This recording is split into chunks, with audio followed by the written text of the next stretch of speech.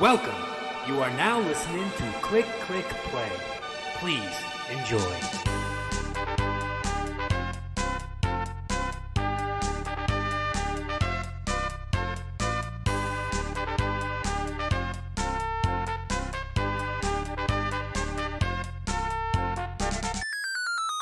Fight! Hello and welcome to Click Click Play episode 99. 99. It's one away from 100. I can quick maths there. But we did a podcast 0, so technically this is technically like the 100th one that we've done at some point. But then also we did the Game of the Year stuff, so it's probably like the 104th or 3rd, I don't know. Oh well. It's what we call episode 99, and I'm joined, as always, by, I think, John, are there any that you've missed? Not many, very, very, only like 1 or 2, I think. Yeah, a couple, yeah. We'd have to go back and review the quality of those episodes, I think. Probably the best one was without John, the one with the rocket sauce. Oh, yeah. Yeah, in fact, 2 Absolutely. with the rocket. In fact, you and Rocket, 2 baldish gentlemen, never on the podcast at the same time. I'll point out that I'm not bald. I choose to have my hair this short. Yeah. Hi, Ben. How are you? I'm very, very, very good. I think, you can, if you decide to shave all your hair off, aren't you classed as bald still? Or is bald an affliction? I don't know. Like, the connotation is that I've lost my hair, and I really haven't. No. You go for the football hooligan look. Exactly. Drinking that Stella. Jordan, you've been... it's a Magners. Oh, Magners. It tastes like Dettol, that stuff. I really don't like it. Give me a bit of Bowen Black. I like my cider to be sweet. I'll give you something.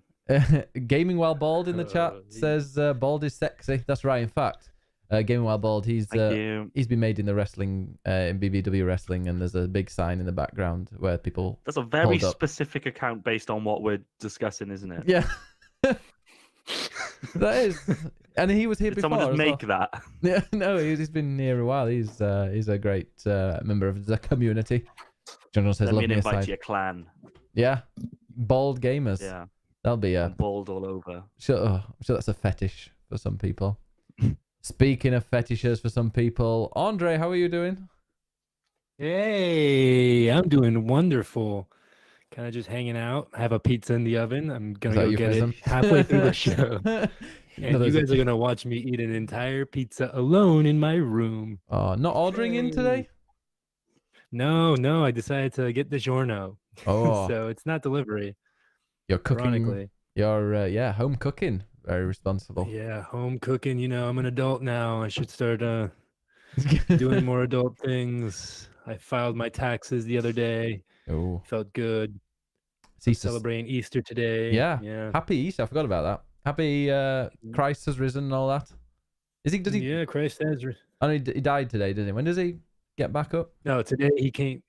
Today he came back up. I think. I don't know. I don't know nothing about Jesus. Flighty, Flighty's trying to. Flighty is a devout Catholic over there. Flighty, how are you doing? We can't hear you. I'm muted. You're muted, Flighty. Oh God, Ben, stop muting people. I didn't mute Flighty. This is self. Hey, who knew it only took 99 episodes to get it right, guys? Let's see. Yeah, no glitches Flighty. So far. None caused by me. We anyway. Can't hear you, Flighty, yet. I will let you know if I can hear you, and I can't. Oh, the window dressing is there. People don't come here to listen to Flighty. They come here to listen to my viewpoints. Yeah. Let's talk about that Trump fella in office. Oh, he's a pretty swell dude. Am I right? Flighty agrees. Yeah, look at her smiling. Flighty loves him. She can even do sarcasm Flighty, without even speaking. Flighty, if you love Trump, say nothing. Look at that. Look at that. Somebody in chat has asked what you have on your pizza, Andre. That's probably the best question we're gonna get. So yeah, it's a supreme. I'm gonna take it out. It's a pepperoni, sausage. We got some olives on there. We got some peppers on that bitch. Oh, not feeling the olives. I hate the olives. I usually pick them out beforehand, but there's always some left over. I like a thin and crusty. Nobody asked you, Ben. I was trying to tell you a joke, but you ruined it now. Shut your fucking mouth. Shut your mouth. We know you like them thin and crusty. All those thin Extra and cheese. I'll tell you the cheesy- joke. It was Peter K joke. Stuffed. He's like, I went to the pizza restaurant and I said I'd like a thin and crusty supreme, and they brought out Diana Ross. Ooh, See, we I can't wish hear we Flighty, had but she's Flighty. Flighty, we can't hear you. We can only see you, Oh, which is how most women should. oh. Yeah. I can hear her without Right, even having the Flighty? mic plugged in. Make America great again. Oh no. Oh, Oh, Flighty, if you agree with me, say nothing. Yeah, I can't hear you, Flighty. Jesus Christ. I love it. These shows are the Twitch ones, the Bender. Never watch one of those. John likes that so joke. fucking liberal. And then there's us telling women to be silent. Oh, Oh god. dear me. And we're here with a Gamers. dose of reality. Oh. Yeah.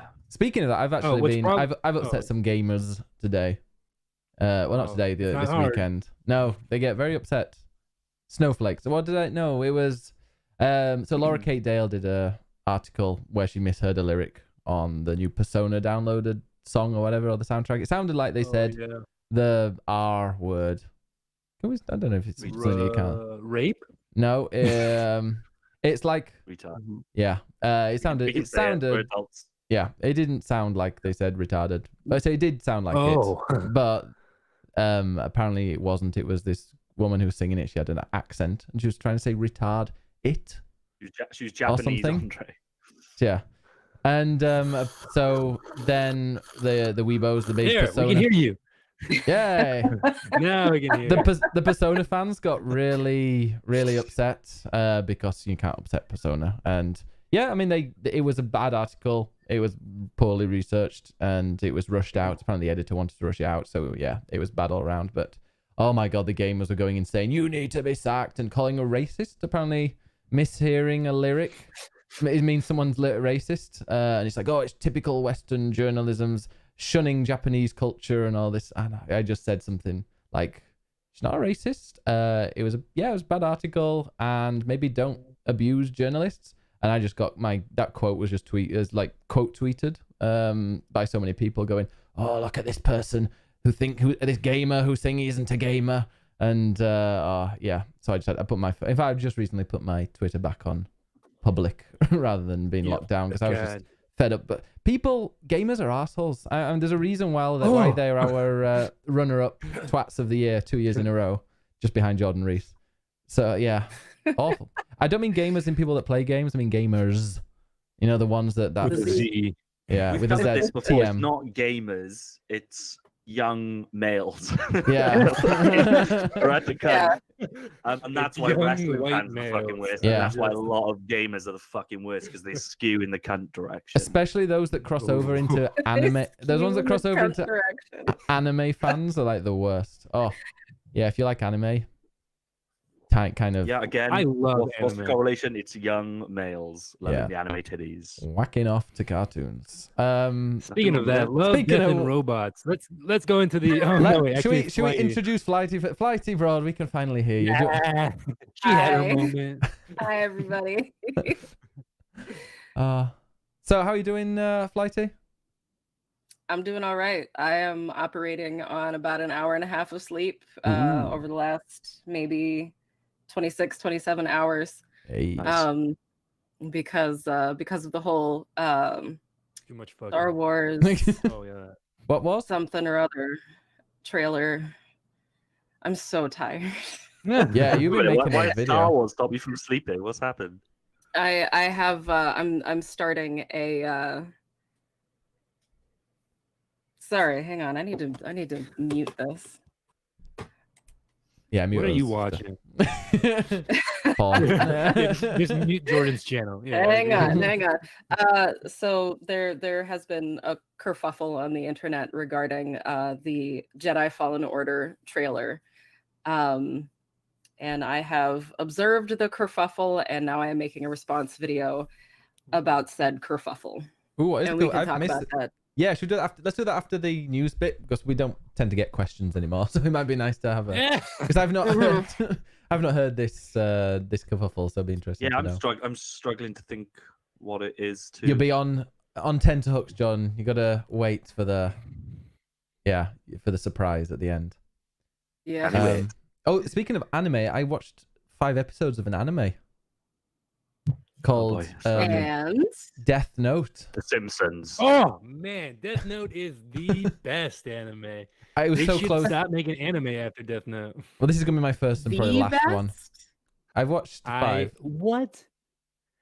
And you're not. I was obsessed after like the first like 2 episodes. I'm like, good. Oh, this is cool. good. This is like everything I like. I like a very smart protagonist. I like a very smart villain. I like, well, technically villain. I like when smart people try to outsmart each other. It's always so much fun. And why they're are both you so. here, That's all he does in this. Yeah, on this show. Very good point. This show is just people trying to outsmart each other. Point. Yeah, it was good. I'm gonna watch more. And like a lot of the time, it's a great show because you watch it and go, oh, there's a plot hole. Because this, why didn't they just do this? Why didn't they just do this? And then it does it, and you're like, oh, okay, that's why they didn't. Yeah, it kind of answers all the questions. It's really in depth. I like it. Yeah, it's really a very tightly written story. It's really nice. Yeah. I like it. That's what I like about anime. It's I mean, like that anime in particular. It's like it's 40 episodes. It's done. Like it's not like 400 episodes like Naruto. Like, oh, don't worry, it gets good around episode 189. I'm like, oh great, can't wait to get there next year. Can't do that shit. No. Death Note's king. It does look a bit emo, doesn't it? That's my concern. Is it? What's the problem with that is like if you don't know anything about anime, like right off the bat, you're like, wow, this character is super mopey. Like he's like, no, I need to control the world, and I'm like, yeah, but that's just how people speak in animes. Yeah, mostly they're always so passionate about whatever. Are we meant to like the protagonist in it? Because I think he's a twat. And I mean, like he's like a very sympathetic. Right. Like it's like, haven't you wanted to kill a bunch of bad people? Like I've always like sat down watching the news, like, man, I wish I can just fucking kill that rapist. Like, oh, that rapist deserves to die. Yeah. Oh, that terrorist, what an asshole. Like. What's the elevator pitch for Death Note? Because I don't really know. All right. I thought you'd be all over that, Jordan. It's on Netflix. Let's play the film. Let's play the film thing. Let's play the Jose's film corner or whatever. Yeah, oh yeah. Okay. Here we go. Movie time. Yeah.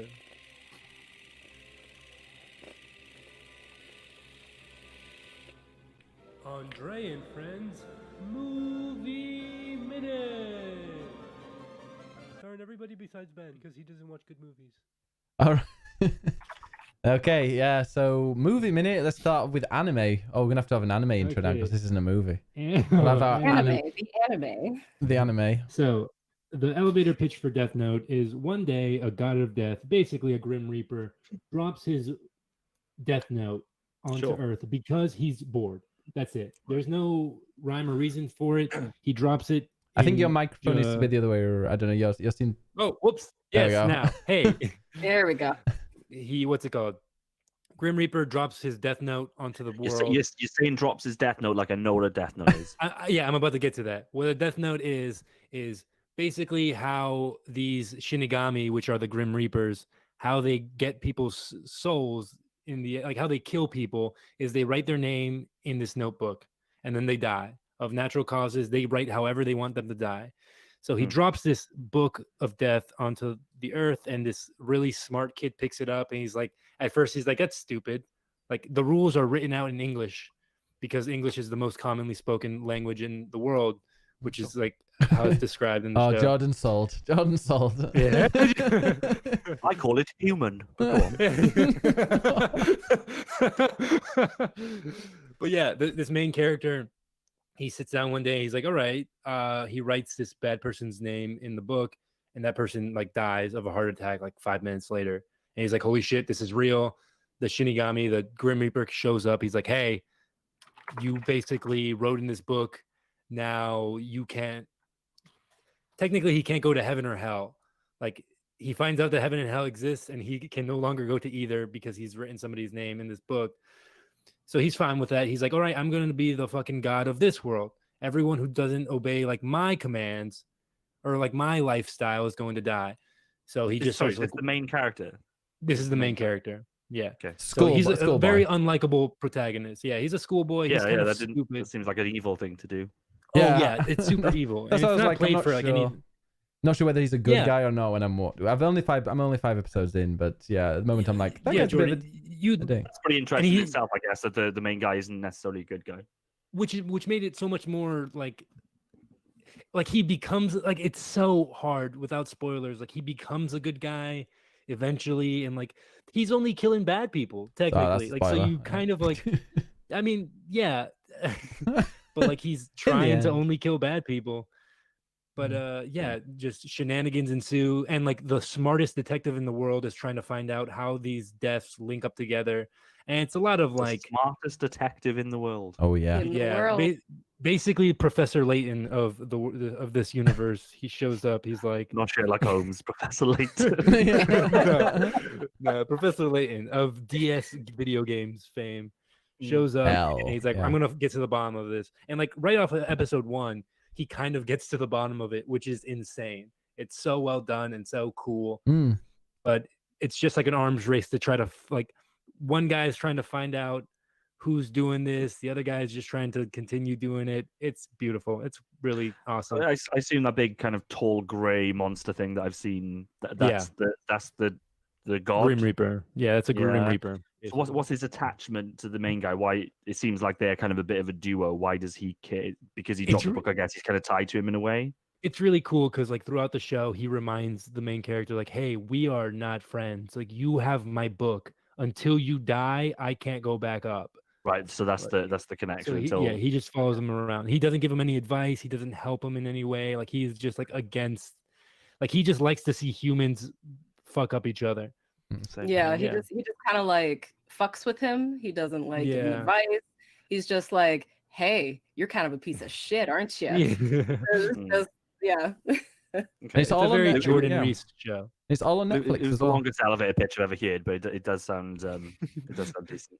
Yeah, that was a long elevator ride, honestly. Like Empire State Building. No more anime.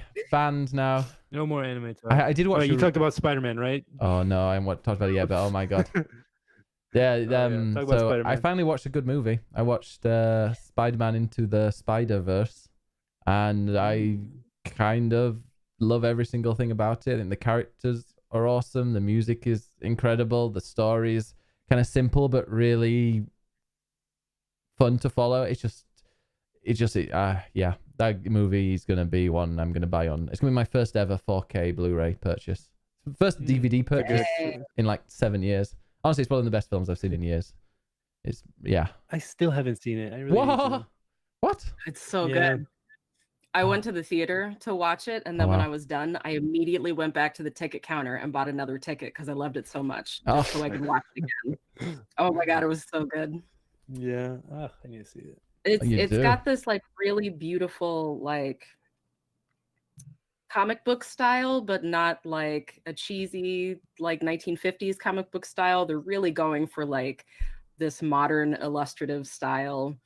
I really love like the way they depict. So you have like the Spidey sense, which is one thing, and then you have like the other sense where they sense each other, like other spider people.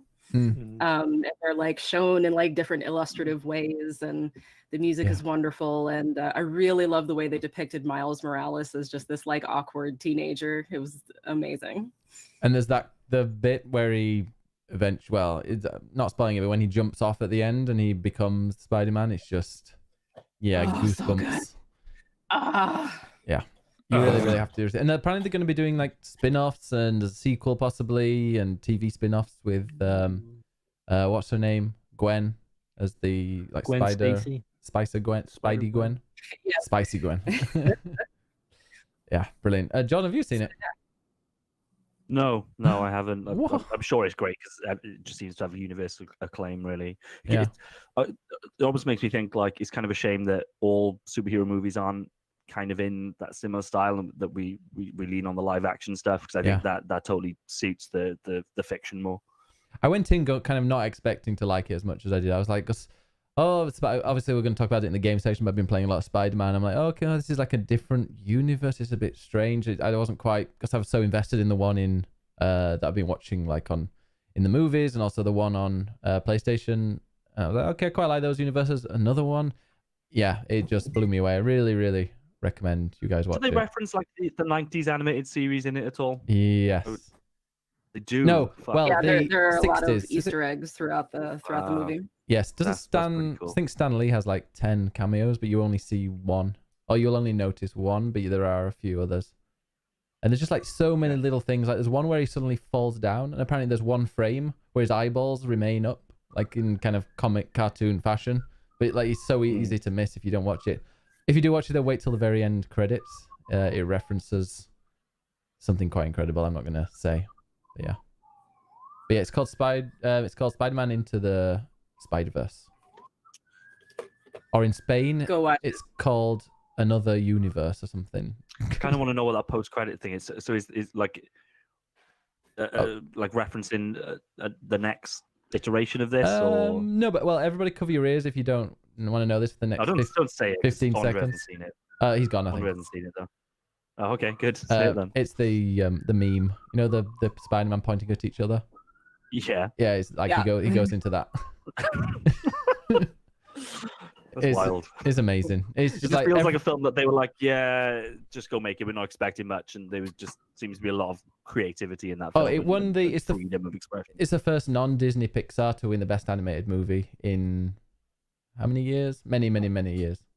Yeah. Since Rango. A decade. What, the Oscars? Yeah, it's 13 years I think, because Rango I think was 2006.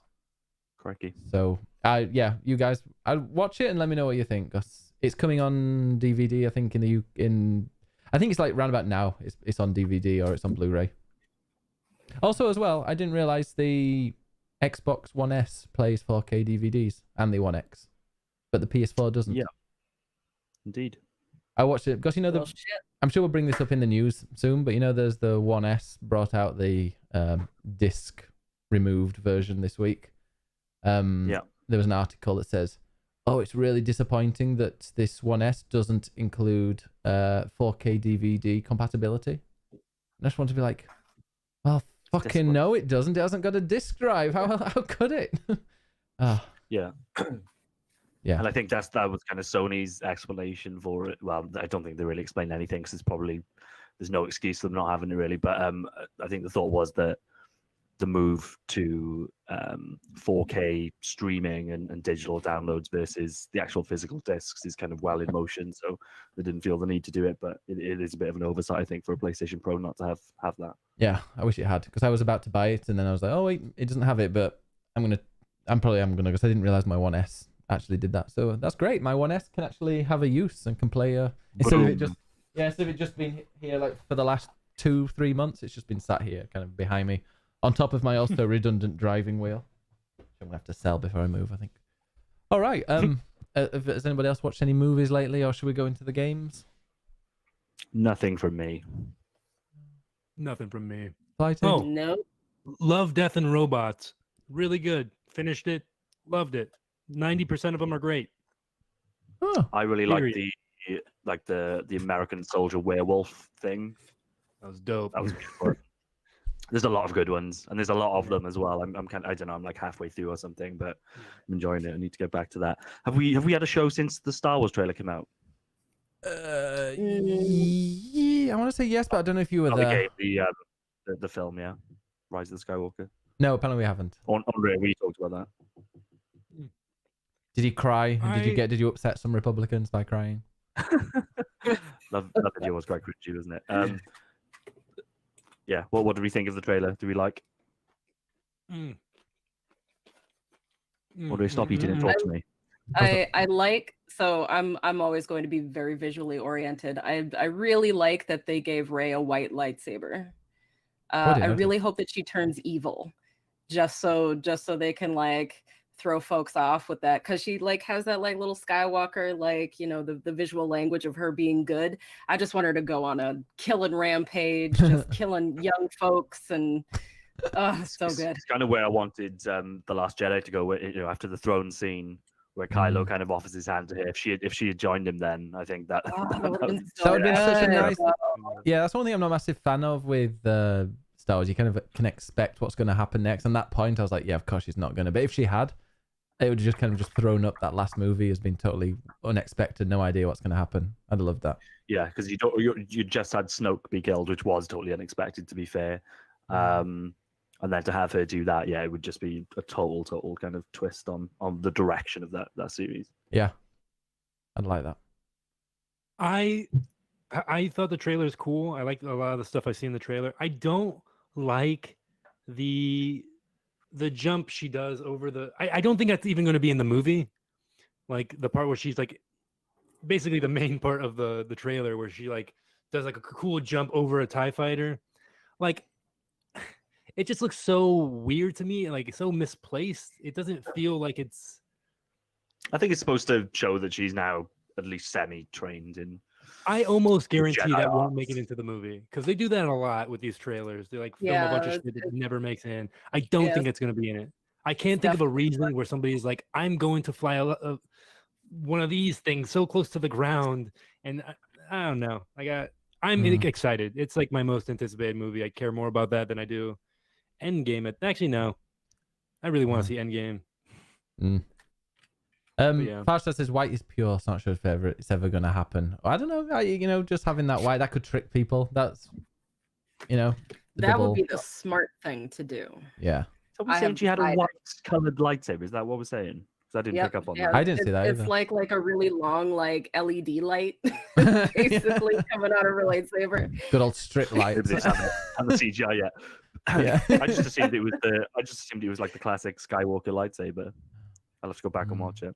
But yeah, as Anthony said, like they said, it's the end of the Skywalker saga. So I'm guessing if she had a heel turn in wrestling terminology, then she'd probably be around a bit longer. But if it's the end of the Skywalker saga, I don't know.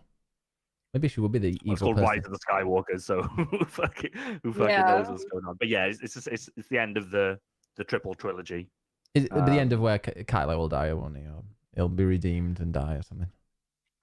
Well, the through line is essentially like Anakin and the Skywalker family, I guess. That like this should bring that to an end. Everything that we know is happening after this, like the TV series and stuff like that, is kind of not connected to that overall saga. So the really exciting thing will be, what does that next trilogy look like? Is it going to be set well after this? And I'd like that. They can abandon a lot of the tropes, like a lot of criticism that the sequel trilogy has had, and I can totally understand it is how referential it's been to the originals, especially with The Force Awakens.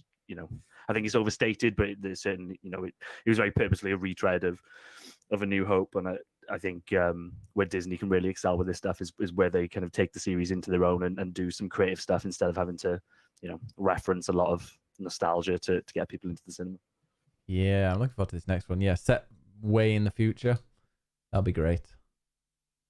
I'm looking forward to that Mandalorian TV series. That looks like it could be decent. The guys from Game of Thrones are doing a Knights of the Old Republic show. I think it's a show, or maybe a. I think there's a TV show. TV show, okay. It makes so. sense to the Game of Thrones guys. Did we watch Game of Thrones? Yeah. No spoilers. What? It's been out a week. Have you not seen it yet? There's another one on tonight. Yes. Yes. I have. I'm sure if I started watching it, I would get into it. But as it is, like, there's so much media that I need to catch up on, and that's pretty low on my priority list. Yeah, that's fair. Yeah, Jesus, it's not seen a single second. I already have like a lot of the spoilers because I just don't care. So I feel like I can get to it whenever I want, and then I won't be disappointed about it. Yeah, and there's always the books there as well. Like that, at this point they're basically separate entities, so you're not really, as much as you've probably got an understanding of the basic trajectory of that plot. The books are so much more and so much more dense. But yeah, a lot of people asking. Loads of people in the chat have not seen any Game of Thrones. Give it a watch. It's great. It's a really good story from start to finish. It's not one that you just pick up halfway through.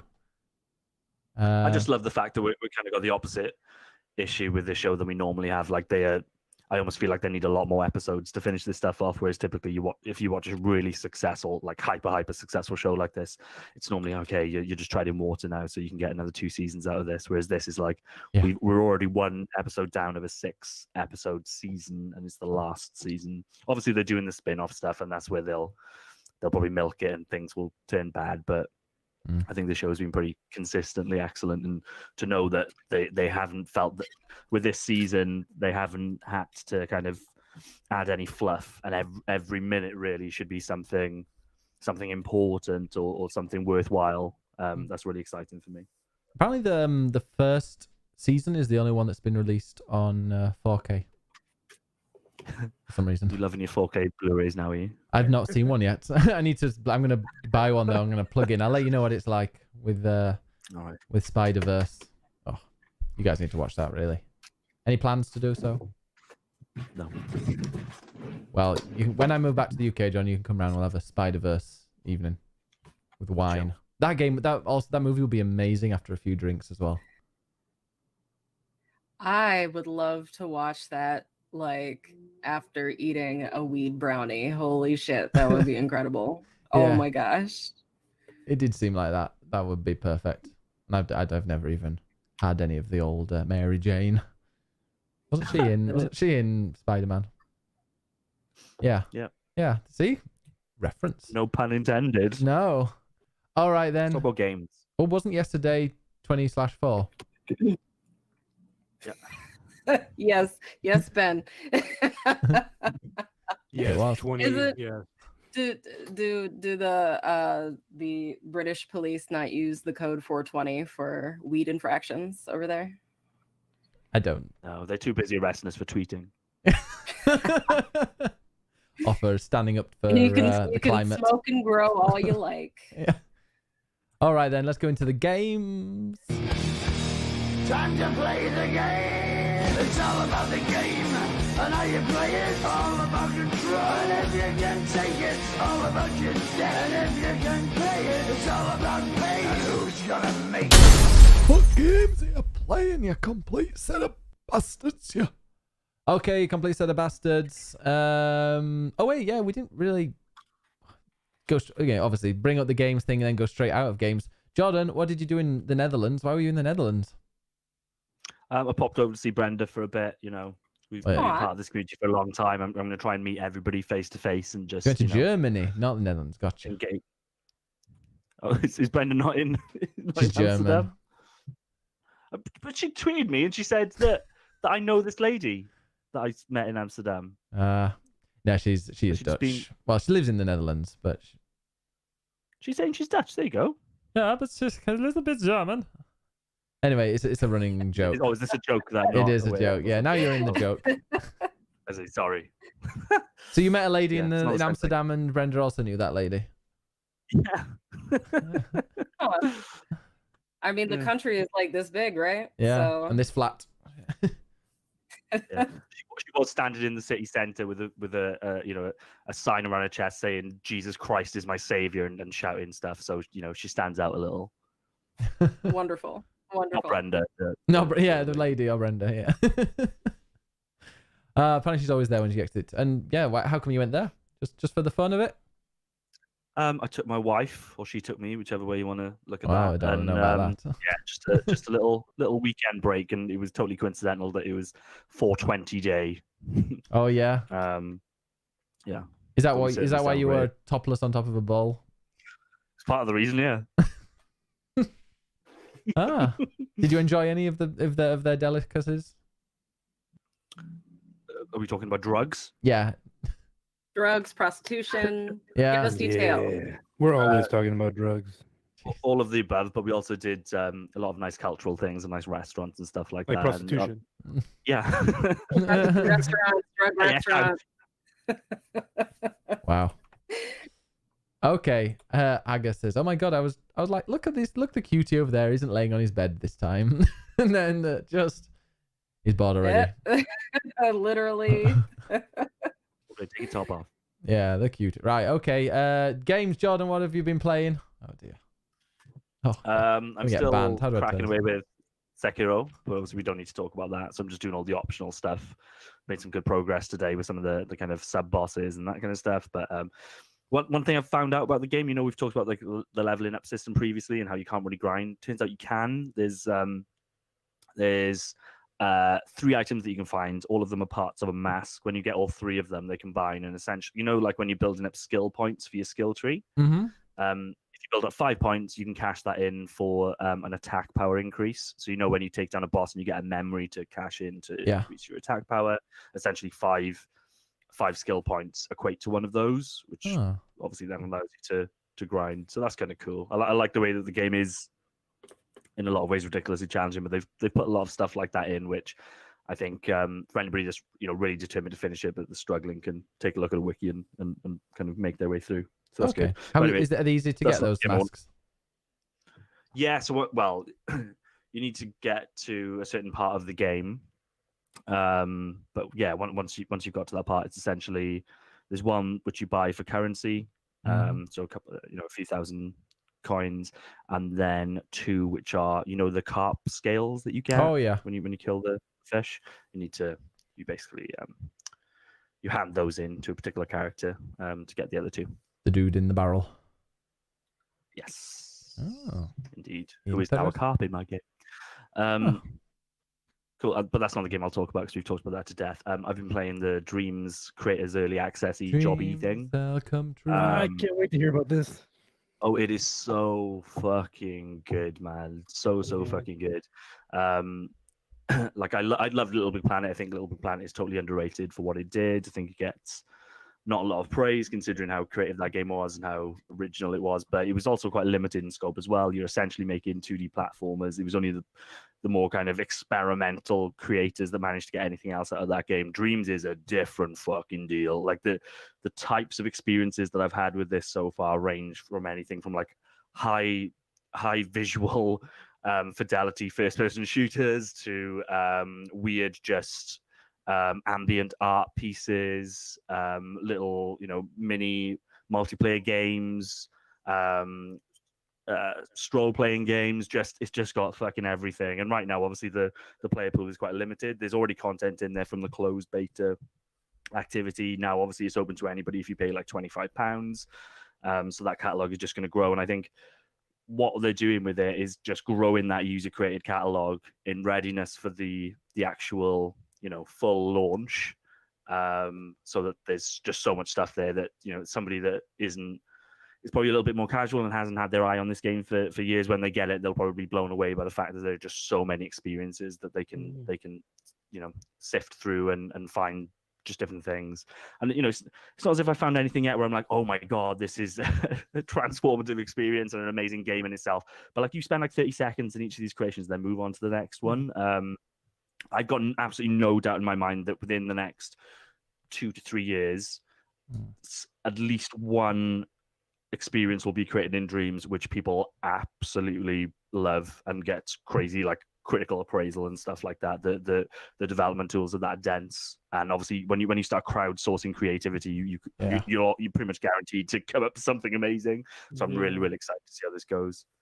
Oh yeah, so one of the things that they sell is, so there's 2 things. You can either make or you can either play. And if you make, it's really emphasizing on kind of remixing other people's creations. So you can take their creation and then you can add stuff and like use their.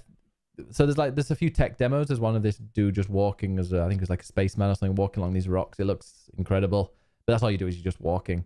So I imagine that someone might take that and then remix it and add some story to it or add some extra things to it. And yeah, so I think in a few years, some of these creations are going to be really, really good. I managed to play Zelda, Cuphead, Mario, Sonic in a space of like 2 hours, but like really weird ones. I mean, the Sonic one was awesome. I've got to say, 99% of the stuff I played on there are utter horseshit. It's like crap. Like really, really bad. 99% of the stuff that's made on there is absolutely terrible, and it would get like a 1 out of 10 in any games thing. But it's just like experiments really at the moment. Yeah, the one that I did like was that. Did you play that, John? The Sonic one where you just like a blue ball?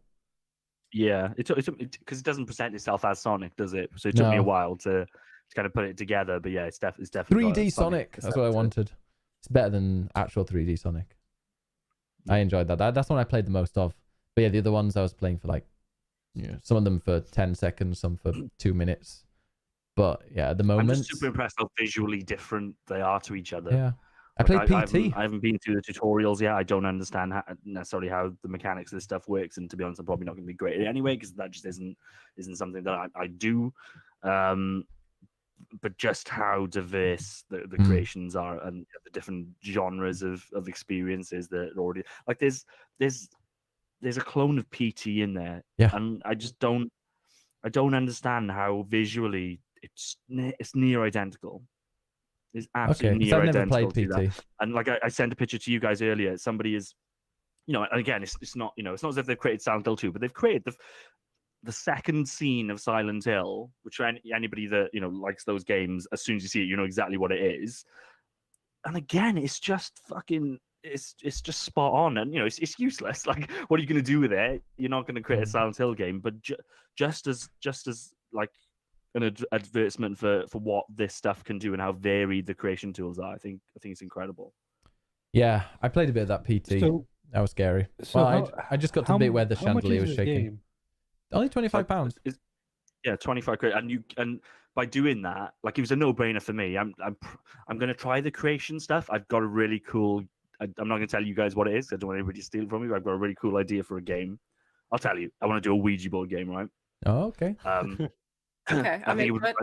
And I think it would work so fucking well with this because, like, basically, I would lean into what this stuff is. So essentially, just kind of label it as, oh, it's a Ouija board, and pretend that there's no kind of gaminess to it and no kind of narrative to it, and just have it so that, like, a lot of this game, you control via the motion control of the controller, and you can also do the move controller as well. So I'm kind of thinking, have the move controller to emulate, like, you'll have it basically a board.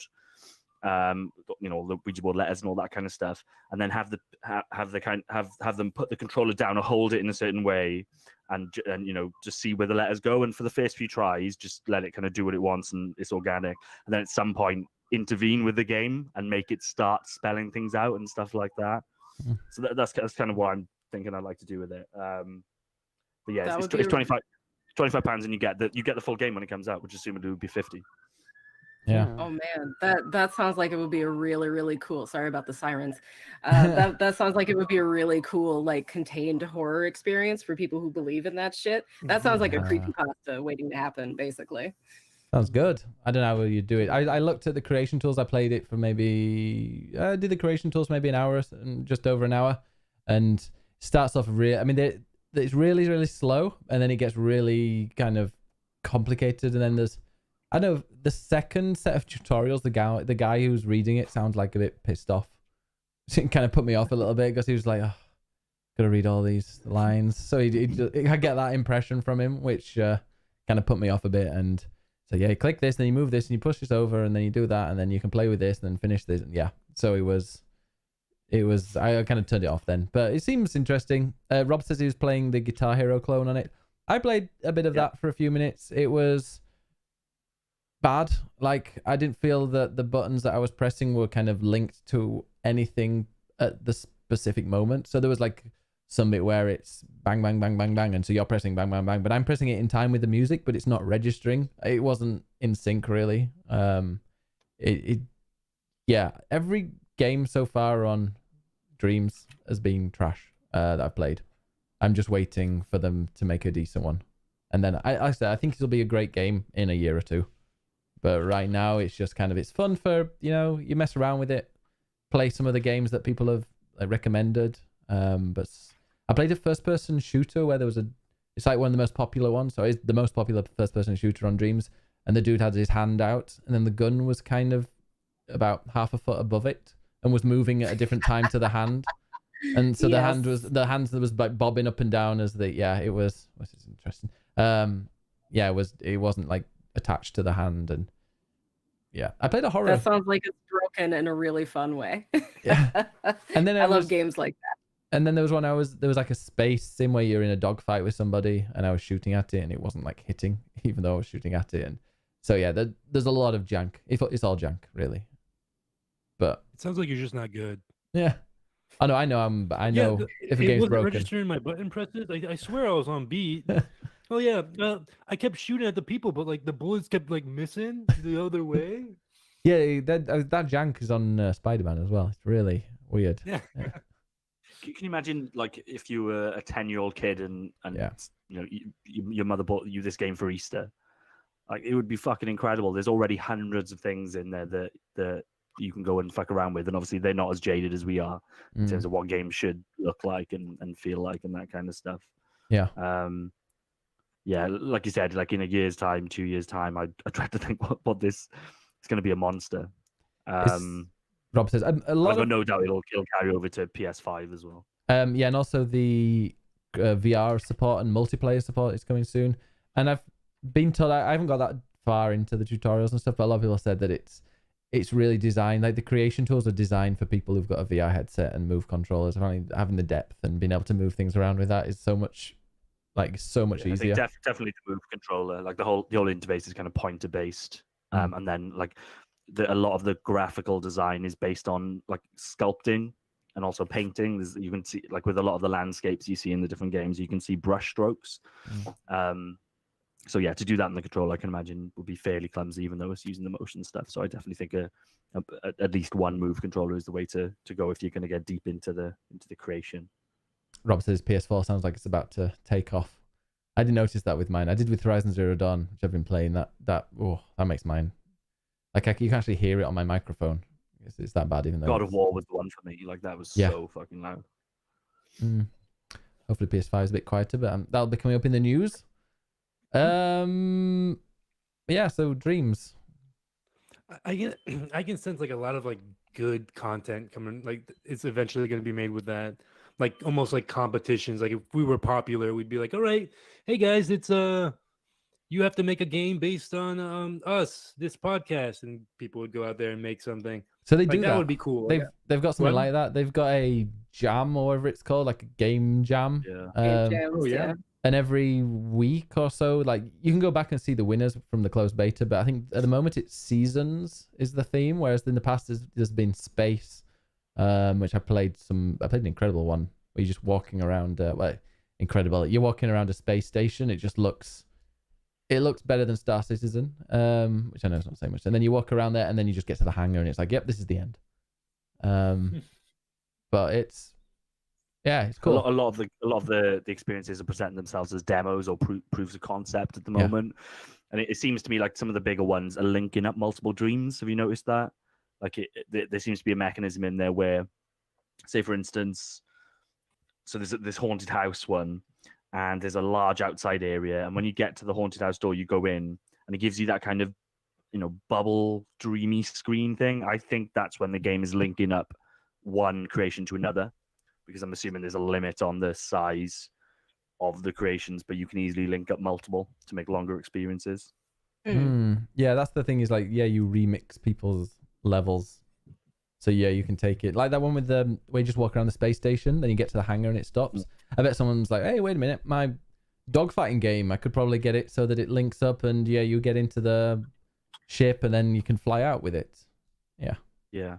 I just wonder how they're going to deal with, like, I don't think it'll be that much of an issue now. There's probably not too many people into this right now, but like if this does become a mainstream ish thing, how do you deal with like super offensive content and stuff? Like you're already seeing it with Smash Brothers. They've just released a level creator. Some of the shit that's being released on there, Nintendo can't be happy about it. No.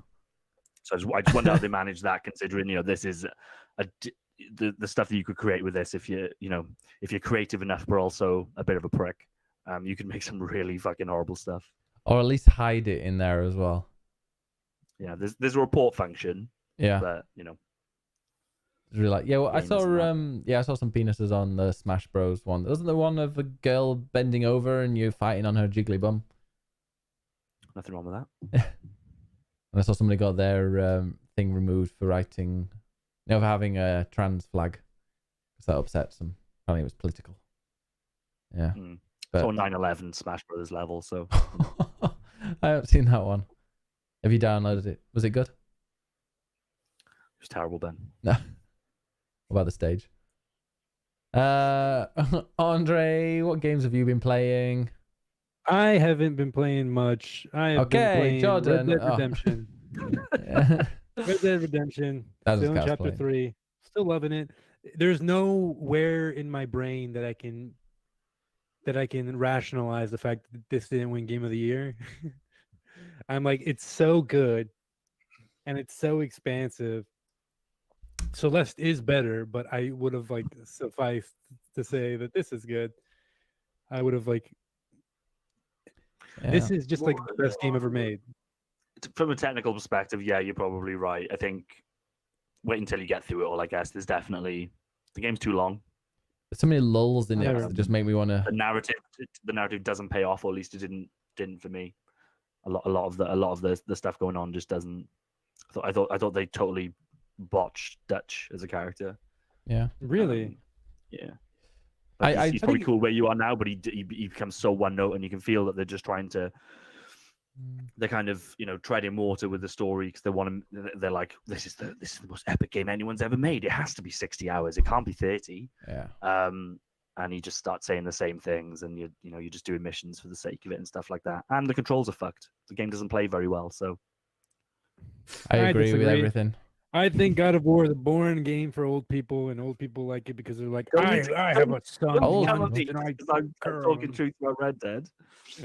I think it was well with when I was playing Red Dead, like a few times I put it down and just left it for ages because I couldn't be bothered traveling so far to the next place. I mean, there is fast travel, but it's such a. I love the traveling. But it's just like, well, it's 10 minutes. Riding around in that world, no problem with that. Oh, it gets a bit boring for me. I'm just like, okay, can I just fast travel to this place? So far, it's never been boring. Like I love it when I have to go all the way across the map. I'm like, all right, sweet, and I just go. I talk to random people. I get into a gunfight here and there. I think the game does a good job of. One of my pet hating big open world games is where, especially towards like the middle of the game and the end game, it starts zigzagging you across the map. For no reason. Like you'll go to one mission and the second part of the mission is on the total opposite side. I think Red Dead does a really good job of you're going to regions and doing things in regions. Spider-Man does. Spider-Man gets you. you to travel from across the map all the time, which is great because then while you're traveling, it comes up. Though. Yeah, but Spider-Man it comes up with like the special like parts of the like while you're traveling there, it uses that time to expand on like character development and people talking to you. Or there's Jenna Jameson. No, that's not the guy. That it's a different person. Gosh, I haven't heard that in ages. I think she's retired now. Is she? Oh, yeah. God bless her. I would get confused between her and the one that presented Fort Boyard. Melinda Messenger. Melinda Messenger. Yeah. Again, very British reference there, Ben. What? They didn't get Fort Boyard in the US? Fabulous breasts, though, Andre. Check them out. Dave met her in Top Man or Top Shop once. Yeah. All right, both blonde. Yeah, blonde women. They all look the same to me. Oh, they had it in Norway. All right, cool. Fort Boyard. Game is great. Yeah. So sorry, we're talking about. Red Dead is a wonderful game. It's great. Just I get a bit bored of traveling. Where are you with the story now, Andre? What's going on? I just great story. Me, Dutch, and somebody else went to go do like a peace treaty with the O'Driscolls, and they tied me up. Oh, okay, that's cool. I got out of there. Cool. What? That's a good moment. Man, it's great. And it's like, oh man, like everything. Like I know you're saying the controls are bad, and sometimes I agree. Sometimes I'm like, I wish my character would just get into cover by pressing X, and just like boom, be stuck to cover. But like I don't know, it makes for such unique confrontations where like I feel like fuck, I need to get my gun out. Which button takes the gun out? I take a gun out. I'm like, oh fuck. Like I get scared. Like and like when I do have the upper hand on somebody, like when I'm approaching somebody from behind, pun intended. I have like a second to like plan it out in my head of what my fingers are gonna be doing. I just go in for the attack, it's perfect, and then I come, and that's it.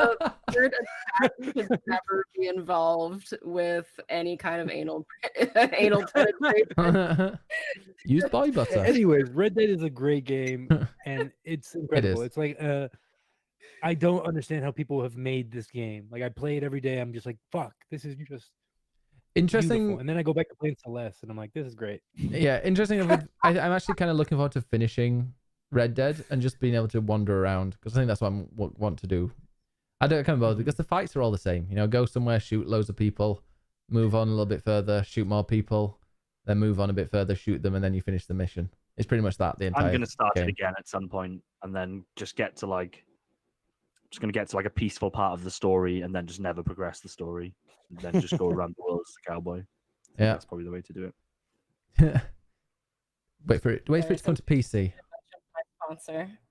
Yeah, Flighty sponsor there. A bit of boy butter. Lube up your buns for your hot dog. Wow. Okay. Wow. All right.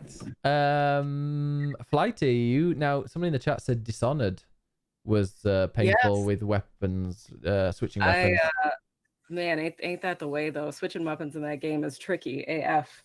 I finished Dishonored and I finished the 2 DLC, the Knife of Dunwall and the Brigmore Witches, I think is the name of the other one. And I loved them both. They were both very, very fun. I liked being able to play as Dowd, who was the one who killed the Empress at the beginning of the game. Very, very nice like setup for Dishonored 2. And it kind of like flows very, very nicely into like the beginning of Dishonored 2. And then I started that, and I was really pleased that you could either play as Corvo or Elizabeth. And Elizabeth has been really fun so far because she has this power where she turns into like this weird like tendrily arm thing, and she can like crawl around and like suck the consciousness or the souls out of people. I'm 100% into that because that's what I do in real life. I met a girl who can suck the consciousness out of me. Oh, yeah. Oh Jesus, Emily apparently. Yeah. And I haven't really gotten very far in the game, but it is looking to be very, very fun. So I'm very excited about that. It's super good. If you like, you clearly like the first one. There's literally nothing that's going to bother you about the second one, as far as I'm concerned. It's more of the same, slightly different tone. Obviously, looks a bit better. I prefer the first one just because I love Dunwall as a setting. I just kind of preferred the tone of that first game, but the second one incredible as well. I love it. How long is it to finish that game? Because I've got both of them on PS4 but not started. Sorry, what's the question? How long is it to finish both? Gosh, it depends. Like if you go just straight through the story, I'll say maybe 6 hours, 6 to 8 hours. Okay. But if you want to get all of the runes, all of the bone charms, it's the way that you approach it as well. Like if you're going to go in, if you're going to treat it as like an action combat game, you probably are looking at kind of that 10-hour mark, something like that.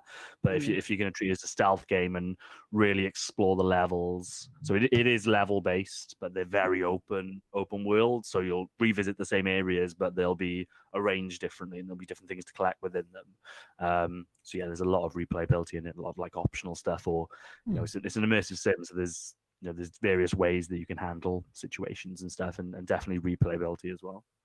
Yeah, there were like I was trying to play the game stealthily, but there would just be times when I would like fall off of a roof like on top of a guard or something, and I would just completely fuck that up. And then I was just like, all right, well, I guess this is happening now. Knife and then in the face for you. Yeah, like and then I would. That's what the game's really good at, like balancing that. It doesn't feel like a game to me where you fucked up the stealth, so therefore you're gonna have a bad time or you're gonna restart the level. It's like, okay, you deal with that. Yeah, like you can fight those guys and you can get away from it. I felt like that with GTA 5, not GTA 5, Metal Gear Solid 5. Like so many times I was like, I'm gonna be really stealthy, and all of a sudden they've all found me, and somehow every single time that happened, I managed to get out of it somehow without dying. I don't know why. I think they're very generous with your health. It sucked, especially when you're going through a level in Dishonored, and like if I trip and fall and like I have to do this combat thing, literally like 30 seconds afterwards I'll like look up and I'll see like a way easier, stealthier way that I could have done the whole thing. And just I liked that exasperation that I felt, because all I needed to do was just be a little patient, but that wasn't what happened at all. And I paid for my lack of patience, which I think that's really good. I guess Dishonored has a rewarding fully pacifist route where you can finish the game absolutely bloodless. The ending, there is there's a character, he's kind of your transportation. His name is Sam, and he is a homie. I love Sam so much, but I had a high chaos run, which means I just killed people left, right, and center. And he made me feel so bad about it at the end. You made me feel the same, so I killed him. No, I didn't. I just let him do the thing, and he like ran away. And then like at the very end, where they like kind of go through the consequences of your actions, and you see the suggestion that he might have like, I don't know, drowned at sea or something like that. I was just like, no, that's my fault. Fuck. Motherfucker definitely drowned in mine because I shot him in the head and threw him off the boat, so he's gone. Wow. I'm kind of interested to play this game. I do, like I said, I do have it. I got it really cheap on PlayStation. I was like, I'm gonna on the store at some sale, so I got it. It's so good at making you feel powerful. Like that's like one of those games that like the movement's so fluid, like the combat's just so fun. It does. What I really like about it, and this is only kind of minor point, I guess, but like games like this where BioShock's a really good example, right? Where really fucking cool immersive sim, and then right at the end, it's like, we're a video game, so we need to have an end game boss, and it throws this crazy, like really gamey feeling boss at you. Kind of lowers a lot of that immersion that you felt up until that point. Like Dishonored just doesn't do that. The last confrontation, I'm not going to give you character names or anything, but there's the last confrontation, but it isn't a fight. The person doesn't see you coming, and they're basically they're in the process of assaulting somebody else that you care about, and the game just puts you in that position and then just lets you deal with that in whichever way you want. And they're just like, I made a soft save just before that, and like the first time I played it, and the amount of ways that you can approach that situation, and based on what you do decide to do physically in the world, depending on whether you kill that person, whether that person dies but also kills the other person that you care about, whether you don't kill any of them, that all influences the ending as well. And it's just in that split kind of second decision, and it feels really it feels like a good kind of capping off point versus, okay, if you finish the game, we better throw a bit of a difficulty spike at you. That I totally expected for there to be like an end game boss. So I was kind of doing my little like stealthy thing up there, and then I was like, oh, I probably like have to let him see me in order to trigger the last fight.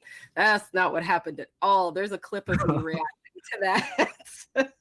I was upset by what I had done because it was so easily avoidable, but I was the infamous klutz of Dunwall, and I paid for it. I love this like chaos run, pacifist run, clumsy run. So sounds like there's a mutt trying to get in. What's he doing? Right. Get in there. Sit down and shut up. And you. Oh.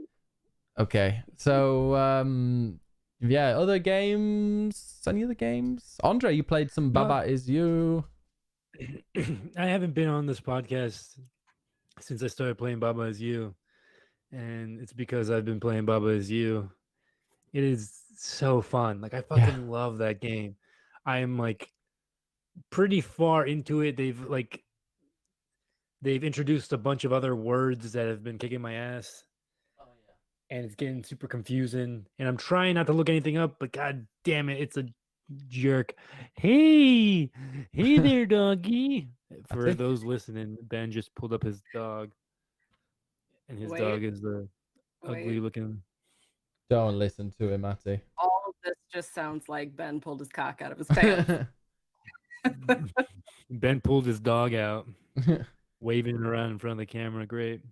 And his dog is drooling. He's not. No, it's all drippy. He's got a beard. Yo. He's got a bit of a grey beard. 4 years old now. No. He's old. But yeah, great game. Love it. Fun puzzle game. You guys talked about it. I don't have to go into it. I love it. It's cool. I've played a bit of it. It seems like one that you look at it the first time and go, Jesus Christ, this is going to take forever to solve. And there's some that I've solved in 30 seconds, and then there's some that's like been 20 minutes. Me just going, what the hell is this? Luckily, it's great streaming it because you can ask the chat and say, hey, do you guys know what to do? Although, like, most of my chat, total stupid and, like, no idea. So, they weren't much help. Hi, chat. Oh, yeah. Hi, chat. Love you. Also, I've been doing some platinum hunting. I've become one of those people. Yeah, I've been watching your journey a little bit. You've been. What the fuck is that with that, Ben? I don't know why are you hunting down these platinums now? Just because I got the Resident Evil 2 one, doesn't mean you have to do every other fucking game. No, I started playing. I just remembered. I think I was just in the mood to play some kind of good third-person action game. Who was I? No, I was watching somebody play. I can't remember. No, yeah, it was Rocket Sauce. He was playing some Assassin's Creed Odyssey, and then I started playing The Witcher 3 because I was watching that, going, "Hey, that's great. I want to fancy playing one with a good story." Then I started playing it with Witcher 3, and I was like, "Okay, this is great," but I'm also in the mood to do something like some real fast action, so I went and switched over to Spider-Man, and then I realized I'd only got a little bit left to get to 100%. I just needed these street crimes, so I did them. I mean, I probably need to do like 40 or 45 street crimes because I'd not done them much during the main campaign. But like, despite it sounding really repetitive, it wasn't in the slightest. It's such a good game. Like the combat in there and just like swinging around is amazing. And like, yeah, within a few hours I'd got the platinum, and then treated myself to play the DLC, which is also brilliant. The DLC for Spider-Man, really good story. Quite quick if you don't do all the side missions. So you could probably, like, I mainlined, you could do it in like one afternoon, like all 3 DLCs if you just do the main story. But like with the extra stuff with because they've got some new, obviously there's new bosses, but there are also some new side enemies. Like there's these dudes with a shield that come like charging at you. There are these new side, well, not really side missions, but side activities that you can do with each DLC. New suits. Yeah, it's a brilliant game. And in fact, today I was just playing it for like 30 minutes because I've not done 100% on the side missions on the DLC. I mean, so that is another thing I'd quite like to play. But Andre, isn't that your first ever platinum? It's my first and only platinum. It's probably the only one I'm ever gonna get. Because even afterwards, I was like, "Wow, I did it! Fuck, I can't believe I just wasted so much goddamn time." It's such a fun game to play, isn't it? I never felt bored playing that or looking for things. You know what? I played it so it never got boring. Like I did it in a way that I would always do street crimes whenever I could. Okay. And then I got that spider blossom or whatever it's called. That move you get. What is it called? Web blossom. Oh, I don't think I never used that one. I just did the one that sends like electric shocks around everyone and just stuns everyone. Web blossom is the most cheat. You go anywhere, you hit those 2 buttons, and you kill everybody in like 1 second. Oh, so I would just drop in on a group of people, hit the buttons, and I'd kill everybody and just move on. It was so quick. It became kind of boring. And I learned that very early on in the game. So I was just like going around doing that. I'm like, oh, fuck it. This is how I'm going to do it now. And yeah. Yeah. Did you play the DLC? Still a great game. No, I have not. I really wanted to, though. Really cool story. But sets up the sequel quite well. Ooh. Yeah. I like. Is it Harry Osborn? You're going to fight him? No, I mean, it's kind of set. The main game sets up the sequel, and it kind of just has another cutscene based on that. Yeah, I'll probably watch the cutscenes. Yeah, it's great. It's really it's worth playing it though. It's really, really fun. Love it. I reckon. And it's super cheap, by the way. It's more fun. If you're in Europe, I think Jordan, you might be able to get it. It's like 60% off at the moment. He's not listening. Jordan, I heard you. Yeah. Go play it. You can do it in an afternoon. Yeah. Great. Okay. And Sable's back. Also, so I got that platinum, and I thought I fancy getting another platinum. And I went and played some Horizon Zero Dawn, and also I bought the DLC for that as well because it was £5 instead of 20 or something. So like, okay, well, got to buy that. Haven't played that bit yet, but I will at some point. So I looked at the platinum. I looked at the trophies. I'd only got 50% of them. There were no difficulty based ones, which is great. And I looked at like one of them. You have to get Blazing Suns in all hunting grounds. So the hunting grounds give you, okay, you've got 1 minute, or you've got 40 seconds, or you've got 2 minutes to do these various tasks. And I looked at some of the comments that people on this trophy site, because I go on trophy sites now, to get the best ways. I'm a proper hunter now. Who are you? I know. Who are you?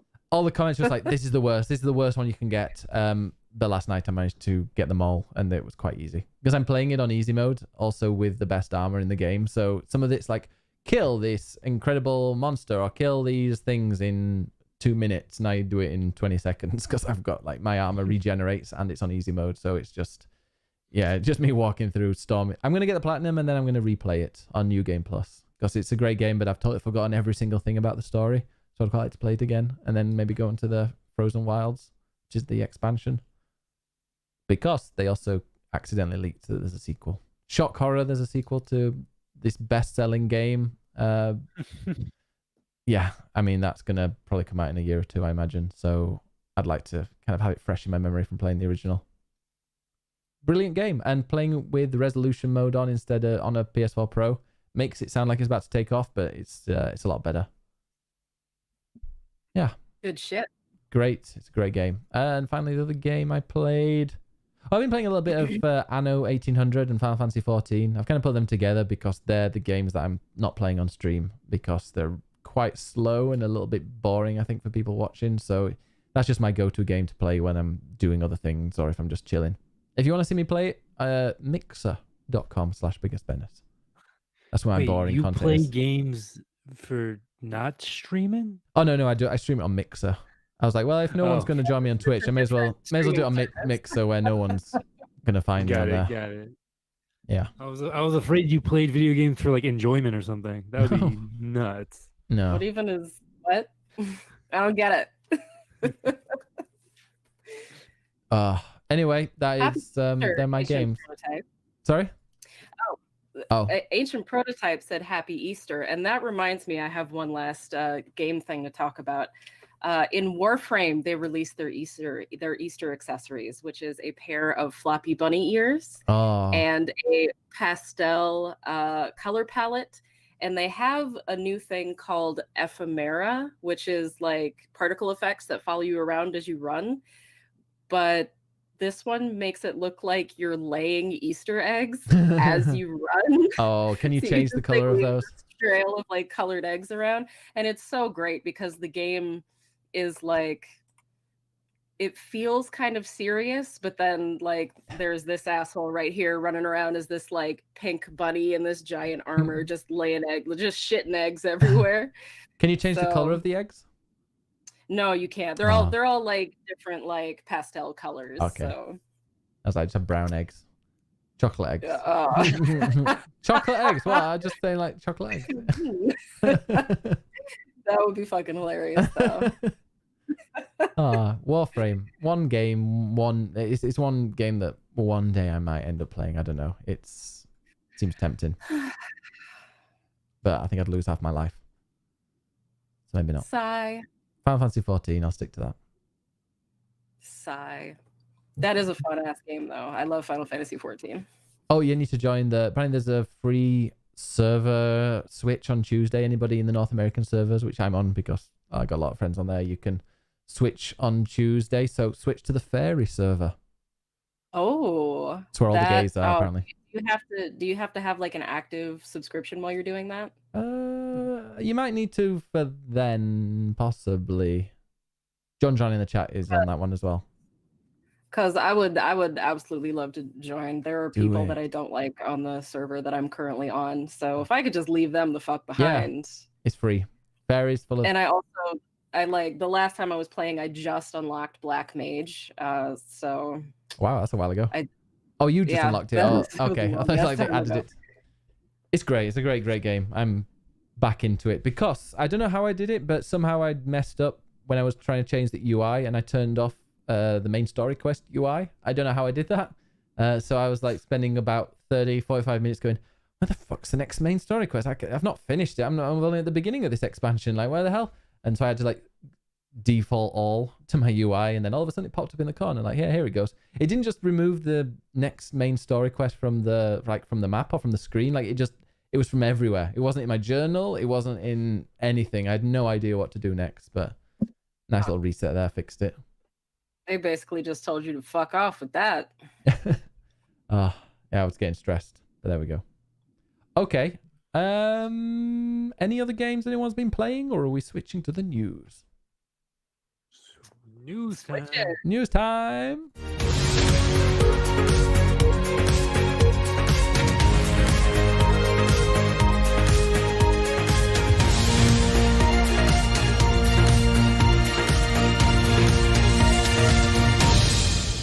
News Today on the 21st of April, Easter Sunday news. Jordan, what's on the news?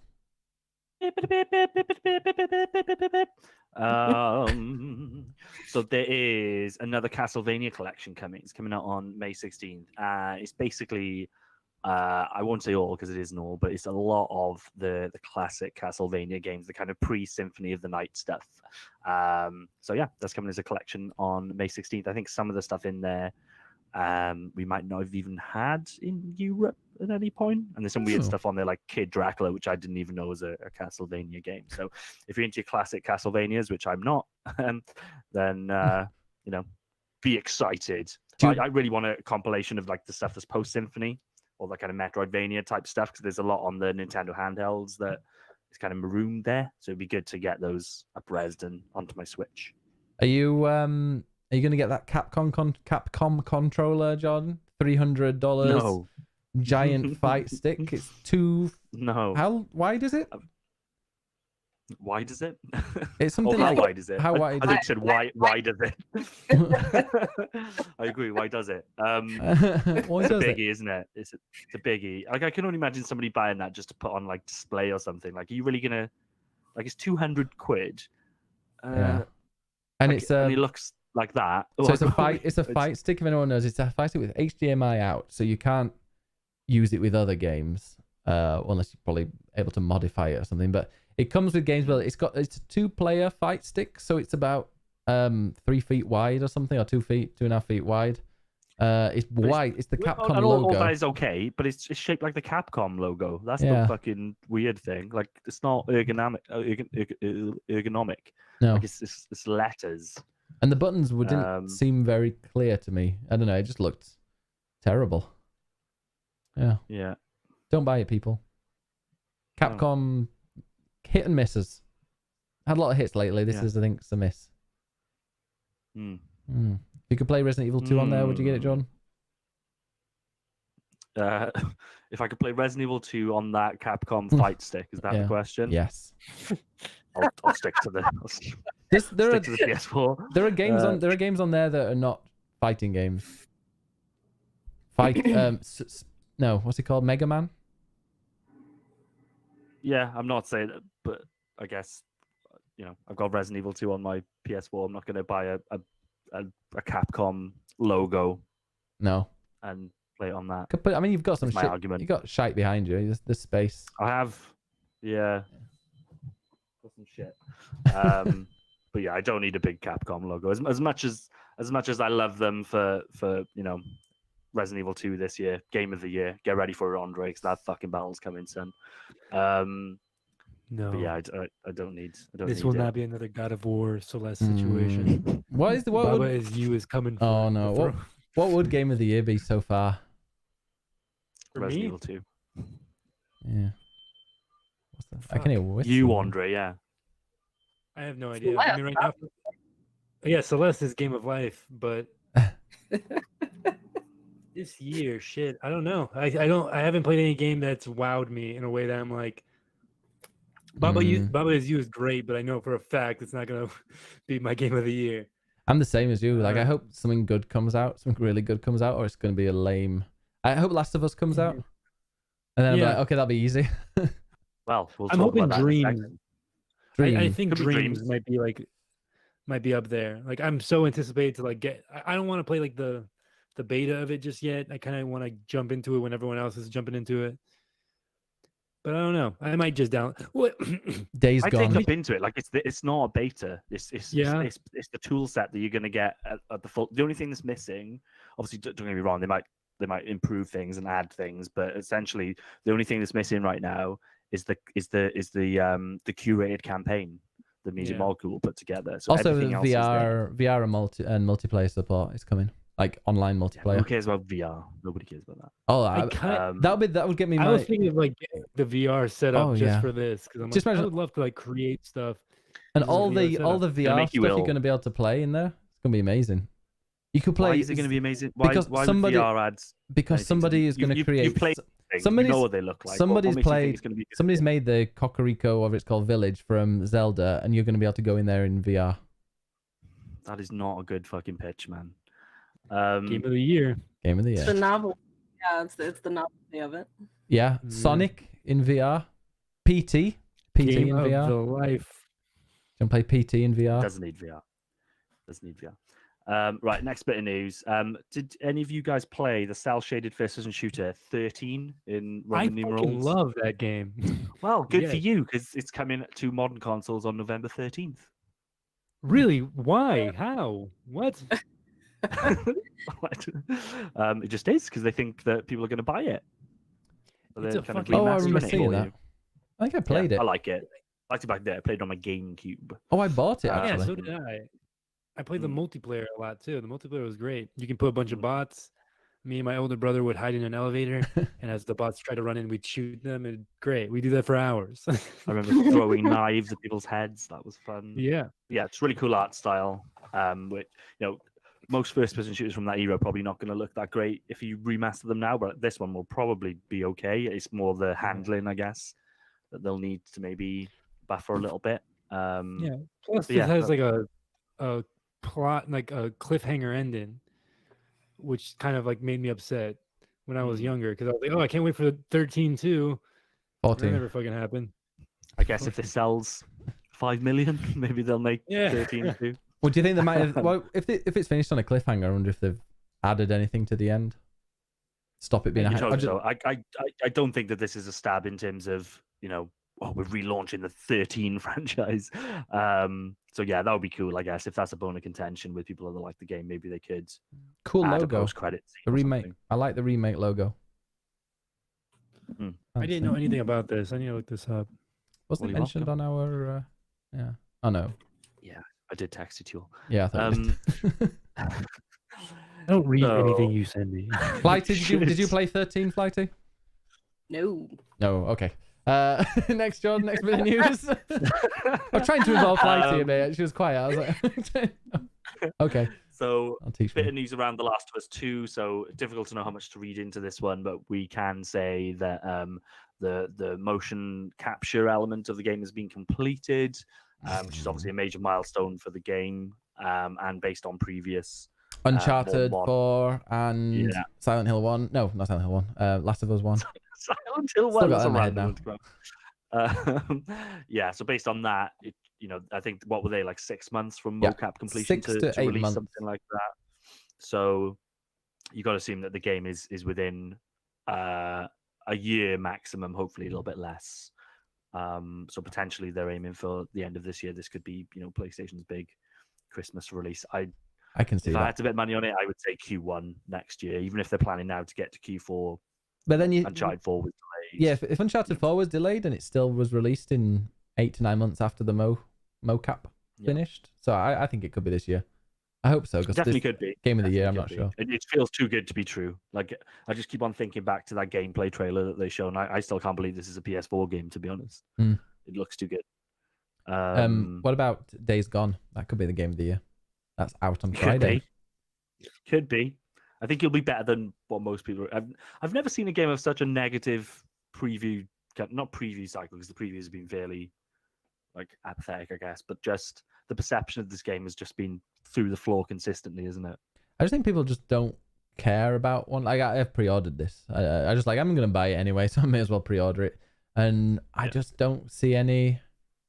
Even though I pre-ordered it, It's like but zombie fatigue. I think that's yeah. a big part of it. and it's you're on a motorbike. It's very like 2060, it's Sons of Anarchy meets Walking Dead, isn't it? And both of those things are not. And you got a motorbike, they're and the not hot motorbike shit. and the motorbike has a fuel mechanic as well. And I don't know. It seems like a But game at the that same could time, I'm be. kind of down for it. Like I'm clearing up Sekiro now. Obviously, Dreams is Dreams, but I'm kind of ready for, like a big AAA checkbox type game. And if it brings anything more noteworthy than that, then happy days. Reviews are obviously out this week for the release on Friday. So I think we'll it's see. gonna surprise people. I think it's like They've put the extra time in. I Yeah. think it probably was rough. What I didn't realize, and I read the other day, it did start life as a Vita game, which makes a lot of sense. really. Yeah, which kind of makes a lot of sense in a weird way. What's yeah, our but, Metacritic prediction? I'd say 81. I think 80 is the 80 is the highest I think this will go. I think it'll just get a lot of 7s without anything too heavy to criticize on other than uninspired. So unless there's stuff 9. unless... yeah, it's like Ocarina of Time. Something with that.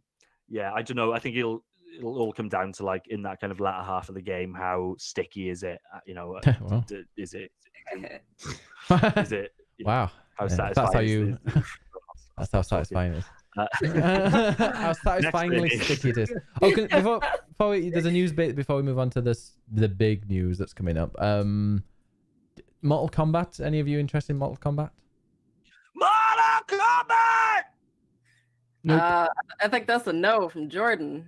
I'm Apparently not really into fighting games, but apparently the new one could end up getting lots of very bad reviews because it's just a massive grind-a-thon, and there's some stuff behind. There's like boxes that you unlock as you level up, and yeah, I've been looking at things on Reddit, and it seems that a lot of the people who are massive fans are just really pissed off. It's silly because they've got so much goodwill at the moment as well. Like people, I love the Mortal Kombat film. We all know it. It's the best video game movie ever made, right? After Silent Hill. Yeah. Like I want to play. Street Fighter is so bad that it's good. Mortal Kombat is actually good. But like, I've not wanted to play a Mortal Kombat game since I had a Mega Drive. You know, like I don't really understand this renaissance in it, and I don't play fighting games, so that's probably part of it. I think it's a serviceable fighting game, but like I don't understand the excitement for it really. So I'm not that, you know. And but a lot of people are. If they've just gone and clogged that up in an EA fashion with, you know, just trying to gouge more money out of people when they've already just spent 50 quid on a game that, you know. Well, honestly, it's not paid for. A lot of people say, okay, it's hidden behind. A lot of its content is hidden behind lengthy grind walls, worse than Injustice 2. No doubt you can buy your way out of. Possibly. They say locked paid for content, not extra DLC, just stuff already part of the base game, is tied to a layered RNG number system with very low acquisition rates, oodles of content padding like titles. There are cloned item drops in these. They're not character specific in nature. This shit in a fighting game. Or otherwise, but it should be so straightforward. These unlockables don't encompass only throwaway icons and banners, but also have character intros, outros, brutalities, fatalities, gear pieces, and full character skins. Also, as well, someone has just played it and said these crypt chests, so these loot box things, are filled with loads of different currencies and crafting materials. So the crafting materials in a fighting game. And someone said it feels like a mobile game with all this stuff. Yeah. Well, and the currency is called time crystals with a K, obviously. Just that's pretty brazen. It's like, do you want your time? Buy fucking crystals. Yeah, the crypt chest is with a K, crypt with a K, obviously. Yeah. Yeah, I think it seems to me like unless they change this up, because it's out soon, yeah, a couple of weeks, is it? No, a lot soon. I think it's out Tuesday. I think maybe. It's out now. I don't know, maybe very soon. Like unless they change this pretty quickly, or you know, maybe the internet is sensationalizing things. Tuesday, yeah. Yeah. But yeah, if this is the case and it's got all that stupid stuff in it, I just think it's really silly for a game has been given a second breath of life, and in my opinion, not a worthy one. Like, why would you squander it on this stuff when you know you're going to sell a decent amount? Surely you didn't spend this much on the fucking game. It's a fighting game. You shouldn't have to spend that much on it. Yeah. I just don't understand it. If they've done that, it's really, really stupid. And I'll just watch all the fatalities on YouTube like I did with the last one, and we'll leave it at that. Get off on that. Yes. Flighty, you added your point around the Fallen Order thing. Should we do that one before we do the Sony? Yeah, let's do it before the big one. So the Jedi Fallen Order teaser trailer came out. It was 2.5 minutes of kind of story-ish footage that was shown at the Star Wars Celebration Con in Chicago. And there were folks on the internet, largely Twitter, who were expressing disappointment that the main character, who is the only character that you get to play, is a white dude. And there was a counter counter tweet off that basically was just like, you know, stop complaining, SJWs, etc., etc. And it being Twitter, everything was completely overblown by largely everybody. So I'm making a response video to that because there are, it feels like the people who are anti-SJW are, they're posting a lot of triggered memes, but they're the ones who are having the strongest reaction to everything. Because the people who are disappointed are just like, hey, I'm really looking forward to this game, but do we really need another white guy in a science fiction universe? Like, that's kind of the tone that it's taking. Some people are really upset about it because that's just how people operate. But then the response to it is perhaps a little, I don't want to say violent. It's abrasive. It's very abrasive. So I'm doing a response video to someone who covered it, basically explaining diversity in the media and where this reaction is coming from. And I'm trying to be as neutral as possible. I'm trying to argue in good faith because, you know, they might just not know about the diversity in media problems. So that's what's going on there. I hadn't heard about this. I said on the show last week that I think the title character looks really uninspired. And it's not because of it's not because of his skin color, but I just think as a design, it didn't strike me as anything noteworthy. And to be fair, it's based on an actual actor, so it's not as if it's just a bad character model or something. It is a real person. I don't know. He's a really good actor as well, so it could be. He is. He's really good. He plays the Joker on Gotham, and okay. Andre's pooping, by the way. but yeah, I like I said, I kind of agree. Just not coming from the diversity end. I don't really. I think we've discussed it in the show before. I don't look for forced diversity in any of my media, and I certainly don't need somebody to be of a same skin color or ethnicity for me to relate to them or anything like that. It just isn't something that I consider, call it privilege or whatever. I don't really care. It's just not something that I think about or care about, and neither will I. But at the same time, when I watched that trailer, that character definitely stuck out to me as totally uninspired. Don't really feel like I'm interested in playing as that guy. Seems, like I said, uninspired is the word that just keeps coming to mind for me for that character. So if a solution to fix that is to make that guy a girl or make that guy a person of color or wherever that needs to be, happy days. But you know, it's not going to change now, I guess. Yeah, Jordan, concentrate in there. So I think we're laughing at Andre is just pooping in the bathroom. His comment: "I like white people," he says. Thank you. That was a really good comment. I tolerate you too. Yeah. So yeah, there's definitely like two sides to it, and there are reasonable people on both sides. But I think the conversation. I think the actual like conversation surrounding it hasn't really been productive. So what I like to do is I try to bring a little productiveness to conversations that I feel strongly about. Because right now it's just kind of this on both sides, a lot of rant. It's kind of like the difficulty argument that we've had. Like I haven't seen this one pop up, so I'm guessing this one's a little bit more specialized. And I'm surprised I haven't seen it because my Twitter feed there's a lot of Star Wars going on. And there's a lot of video games, but I've been on holiday, so maybe that's how it kind of went. No, I've missed it as well, and I'm onto it quite a bit. I love looking at a drama. But certainly reminds me of the what we discussed last week in terms of the difficulty, conversation and how it just went, totally off the rails. They just felt like there was no progression in the argument. Instead of the conversations being constructive, even if they are combative, which if someone's got two different opinions, it's going to be.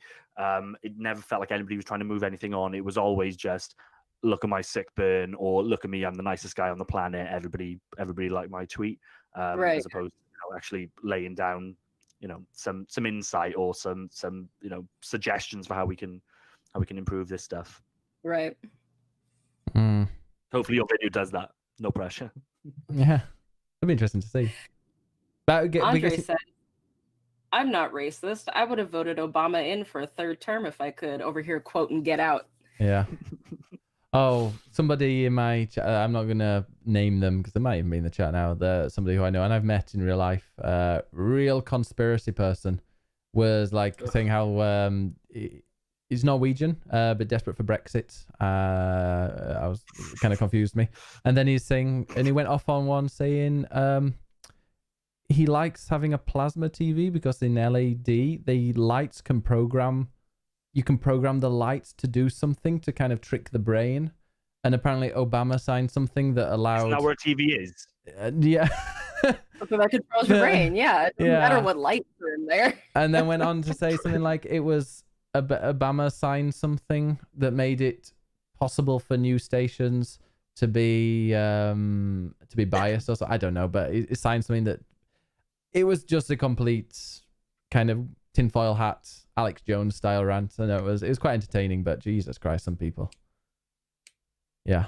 I would just love to have I would love to be able to get into their heads VR style and just kind of like root around a little bit and see where all of the stuff is coming from and like see where the connections are. And Brennigan is the same person that thinks Bush thinks 9/11 was an inside job and all that stuff. Yeah. Also, that's like the original. They don't think we landed on the moon. Yeah. They're potentially going to be a flat earther. It's weird how the same people gravitate toward. It's not just one thing that they've worked out evidence on, and they're like, actually, you know what? Guys, normally I'm a sensible person, but I think this thing has got some validity to it. I think you should listen to the arguments. It's like, no, any fucking bullshit that comes my way, I'm going to fucking believe it. But, my mind is so open. My blame brain YouTube. has fallen I blame YouTube. You watch one of those videos and then your feed just gets full of all these other ones. And if it like Dave once was... I think Dave was watching a conspiracy, like he loves alien conspiracy theories. He finds those things fascinating. He fell asleep. I walked in. It was a 9/11 conspiracy video. I was like, what the fuck are you watching here? And it was like, he'd fallen asleep watching an alien thing, woken up. So it's saying that Bush was a terrorist killing thousands of people in in New York in this case. Yeah, it was YouTube algorithms. That's stupid algorithm. Although YouTube algorithm is great, it keeps bringing me up to showing me these WWE top 10, and I kind of spend like a good hour watching some of them sometimes. But we can't blame YouTube. Like, these people exist, but they existed before YouTube. I've got fairly close friends that for years I thought they were a normal person. Rob. Yeah. And then suddenly they just come out with, 9/11's an inside job, and I'm like, and we didn't land on the moon and all this kind of stuff. And I'm like, fuck, how did we get to this? And it tends to be also to believe in, psychics, all the bullshit, all just everything. Like the universe is so fucking fascinating. There's so much that we don't know, and that's the stuff that they choose to focus on. Just that utter drivel bullshit. Happy Easter, everybody. Jesus didn't exist. I was once dating somebody, and I was watching the Cosmos, and he was talking about like the world is like 100 billion years old, and like the girl I was with was like, the world isn't really that old, right? And I'm like, excuse me? She's like, it's like probably a few thousand years old, right? Oh, baby, what are you doing? Sure. Oh no, baby. Oh, is that the time? Did you see did you see that there's a British footballer that got he got charged with making racist gestures because he made a Hitler salute, like properly went with the mustache. I'm not gonna do it, obviously, but he went with mustache and like right arm in the air, and then Wait, show me. He got off. Yeah, no, he got off on it. No, he got off without any punishment because he claimed that he didn't know who Hitler was, and he had no idea what a Nazi salute was, and they believed him. Fuck out my face. And he was 30-something years old, apparently no idea what a Hitler salute was or anything like that.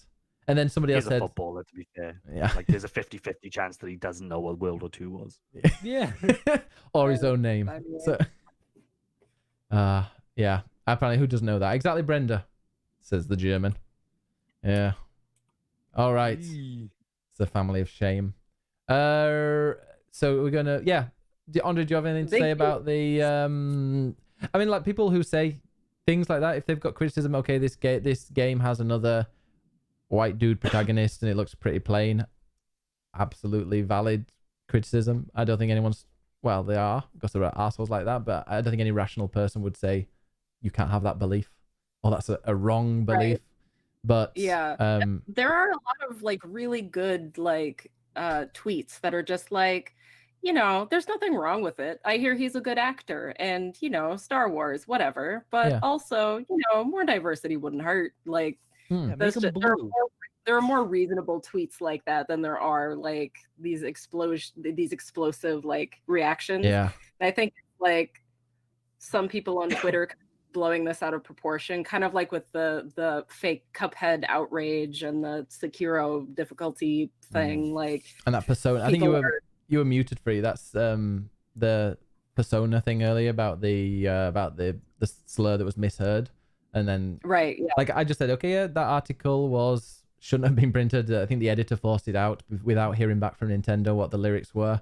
But oh my god, the people calling for her to be fired. There was loads of transphobic abuse in there, just like calling her a he and it and all this stuff. And it's like, Jesus Christ, just calm the fuck down. It's one article that was badly researched, and it was about like 3 paragraphs long. It was just something that they thought, hey, this sounds a bit weird, I'm going to make an article of it. They shouldn't have done it.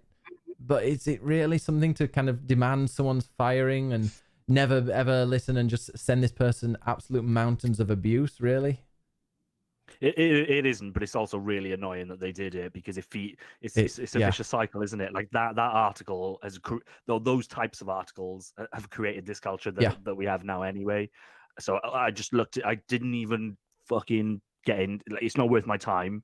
And it's like there's just no winners there. There's absolutely no winners. And especially Kotaku. It's a cycle of bullshit. Yeah, with Kotaku's opinion pieces, sometimes just like really, and like they're so hit and miss. Sometimes they have such incredible articles. Like Jason Schreier, pretty much anything that he writes is incredible. Laura Kate Dale has had some great leaks as well, and like some really good investigative journalism.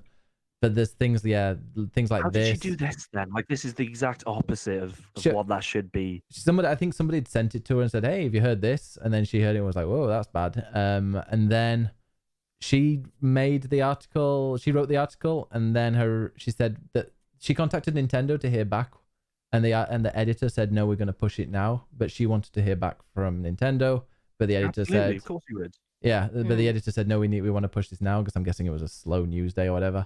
And then they pushed it, and then everybody says, "Hey, wait a minute, no." But like, is it racist to mishear someone pronouncing a word? And you say, "Hey, did you say this word?" Apparently that's racist. But these people that call the amount of people that were calling her racist and having subscribed to PewDiePie in their bio, quite a bit of overlap. So yeah, I feel like they're not quite innocent in what they're saying and what they're demanding. Arseholes on Twitter. What? So I don't get it. Yeah. Let's move on. I'm excited about this whole PS5. Is that PS5? PlayStation 5. I haven't called it that yet, but we'll assume that's the next generation of consoles. So that got released. They just went to Wired and said, "Hey, here are all the details." Yeah. So this new approach that Sony is taking in terms of how they promote their console and certainly the future of their console market. So obviously we know that they pulled out of E3. They did what did they call it, State of Play event recently, which is essentially a Nintendo Direct. So lots of change. If we think back to PS4, there was a dedicated conference. There was no confirmation that they would announce a PS4, and I think some people were quite doubtful that they would, just based on the timing and that kind of stuff. But they did it in a big conference, fairly traditional style. When it comes to PlayStation 5, they certainly haven't named that console yet, but an article popped up last week on Wired where Mark Cerny, who is the lead architect on the PS4 and the PS5, and also just a complete bona fide technical wizard and game creator in his own right, he sat down and did an interview with Wired and talked about, confirmed first of all that they're working on a new console, and actually went into some of the specifics. Now, You know, if you guys have got the detail and you want to talk about it, happy days. I'm not going to get into what processor it's got or what graphics card it's got. From what I can tell, everybody agrees that it's, you know, the spec seems pretty decent. More than like pretty decent. like, seems really, really beefy. Yeah, it seems like, you know, it's AMD, Ryzen, all that kind of stuff. You can go and look at the potential flops and all that kind of stuff online. 30. All the information Someone said 30 flops. 30 flops. Wow. 30 teraflops. What is a flop? The in terms of that technical detail, one of the interesting things they did talk about is that this will have a solid state drive, which I don't think people were expecting. Mark Cerny has done a similar thing as what he did with PS4, where he's been touring developers, asking them what they want. Famous anecdote with the PS4 was that initially it had 4 gigabytes of RAM, and it was based on developer feedback that they doubled that to the 8 gig, which is obviously the right thing to do. And in this instance, the number one thing that was called out was the want for an SSD, but there was also a realization on the developer end that that was probably cost prohibitive, so it wouldn't happen, but it was certainly a blue sky want. And it seems like Sony have found a way around that to have a bespoke SSD in this thing. This has got a special... It's not SSD, is it? Well, it is an SSD, but it's some kind of special technology. Don't know. So all Mark Cerny said that it's not one that's kind of available on the market at the moment. He did call out that it's faster than what you can get in your gaming PC right now. Obviously, you need to take all of this stuff with a pinch of salt. Sony, you know, are not averse to kind of tarting up their tech specs and that kind of stuff. But you know, when it's Mark Cerny, I've got faith in that guy that he wouldn't lead us too far astray. Do you see the Spider-Man thing? So instead of it taking 15 seconds to fast travel, it took 0.8 seconds. Yeah. So, you know, if I just compare my gaming PC, which has an SSD, to, you know, my Switch, for instance, in terms of load times, you know, it's night and day in terms of how that stuff works. So that'll be a kind of a big kind of change. The only downsides to that, I wonder how you upgrade your storage capacity. Like if it's using a proprietary SSD, does that mean that actually I can't open that thing up and put a bigger one in, at least initially? Or if with external storage, for instance, which I don't do, but I know a lot of people will plug a USB external drive in. Surely that won't work now, because the games will be specifically designed to have a solid state drive. They'll sell their own, won't they? They'll sell their own version. You have to buy, which isn't ideal. Also, can I just say, Horizon Zero Dawn load times are ridiculous. It's like Bloodborne. It's like a minute. Oh, Bloodborne's not that bad anymore. Oh yeah, that's yeah. So yeah, they confirmed all that. Backwards compatible with PS4, which is obviously a big win. I think everybody expected that, but it's really nice to kind of know that. It'll work with PSVR. Yeah, that's a big thing. Like the old PSVRs are going to be able to you'll be able to use your old PSVR with this one, which is quite incredible. My thought with PSVR is that they'll definitely have a new headset in works at the moment. I just don't think they'll talk about it anywhere near the launch run up, and I don't think it'll launch for the console either. One, they'll want to focus on that console, and two, if you in terms of kind of the marketing message, if they're out there when they eventually announce it, whether it's via a video stream or whether they do a conference, if they're out there and they have their console and they also have a new headset next to it, that headset takes some of the oxygen in terms of the media presentation. And then you've also got kind of, you know, if people are thinking about buying it for their children for Christmas, you run into that muddy water of, okay, do I need the headset? Like, is that part of it? And if I do that, that's 800 quid. What the fuck? That's a lot of money. I could get that new Xbox for 400 pounds. So I don't think they want to kind of muddy the waters with that. It's enough that the original PSVR will work with it out of the box, and then they can obviously, you know, when they're a year into the cycle or whatever it is, they can launch a new SKU of the headset, or, you know, PlayStation VR 2, wherever that's going to look like.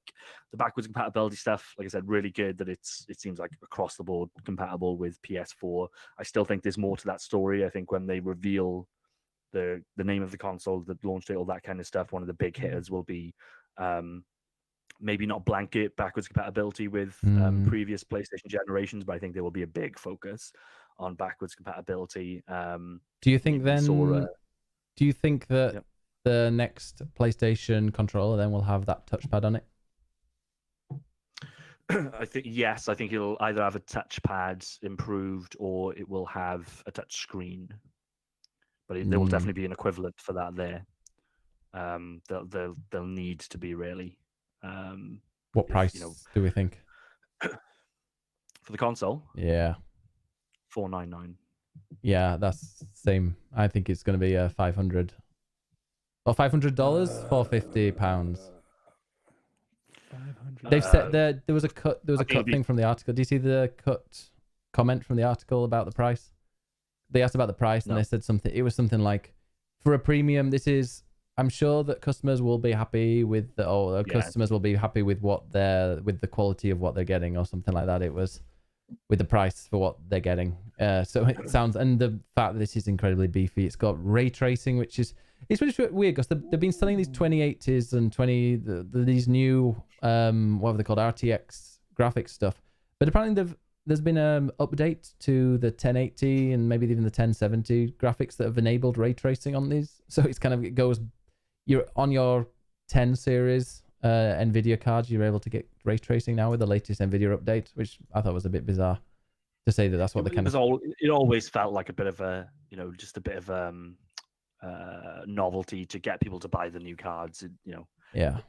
The PC graphics card market just seems really really muddy to me. Like muddy's probably like really cynical. Like it really feels like it's kind of Apple stuff where they really want you to buy a new card once a year, don't they? And people shouldn't. Like, those cards are so expensive. It's crazy that they tried to push it in that way, I think. Seems good now that I think those Bitcoin miners seem to have moved on to other things now rather than using the latest cards. Yeah. So the price is a lot better now, I think. Also, SSDs apparently are really, really cheap at the moment, unless you're getting for like higher than 1 terabyte. Apparently they've dropped like 50%. They're cheaper than what they were. Haven't they dropped like 50%? I think they dropped 50% in the last few weeks. Somebody was saying. I was listening to a podcast. Yeah, I don't know if there's 50% in a week. In the last few weeks, yeah. I'd check out, have a look. Yeah, that's what they said on one of the podcasts. I think it was Giant Bomb. What's his name that knows all this shit? Rory maybe, or I don't know. Someone that's really up with it was like, yeah, they've dropped. Yeah, I know they've definitely dropped in price, but I think that's, in my opinion, that's just been more of a kind of a long-term decline, I guess. So yeah, it's really good news that they've got it in the PS4. Obviously, that will help with load times, all that kind of stuff. It'll be interesting now to see what Microsoft does. Obviously, they've just released that digital-only console, but that seems like a bit of a half-baked effort. They've literally just taken the optical drive out, and the console is pretty much the same thing. That hasn't got an SSD in it, is it? Which one? The discless Xbox One. Ooh, I don't think so. I Somebody on a podcast said it did, and I was pretty sure that was wrong. Isn't Xbox One what's it called?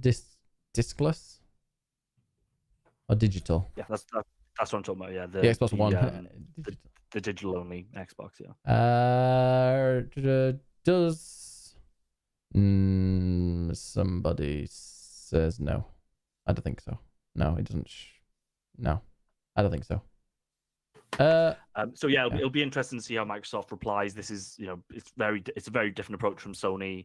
I think a lot of people have kind of questioned why they would do it this way because it's so different. But like the way I look at it, releasing it this way, it's got me and you talking about it. It's got this podcast talking about it. But it's not SSD.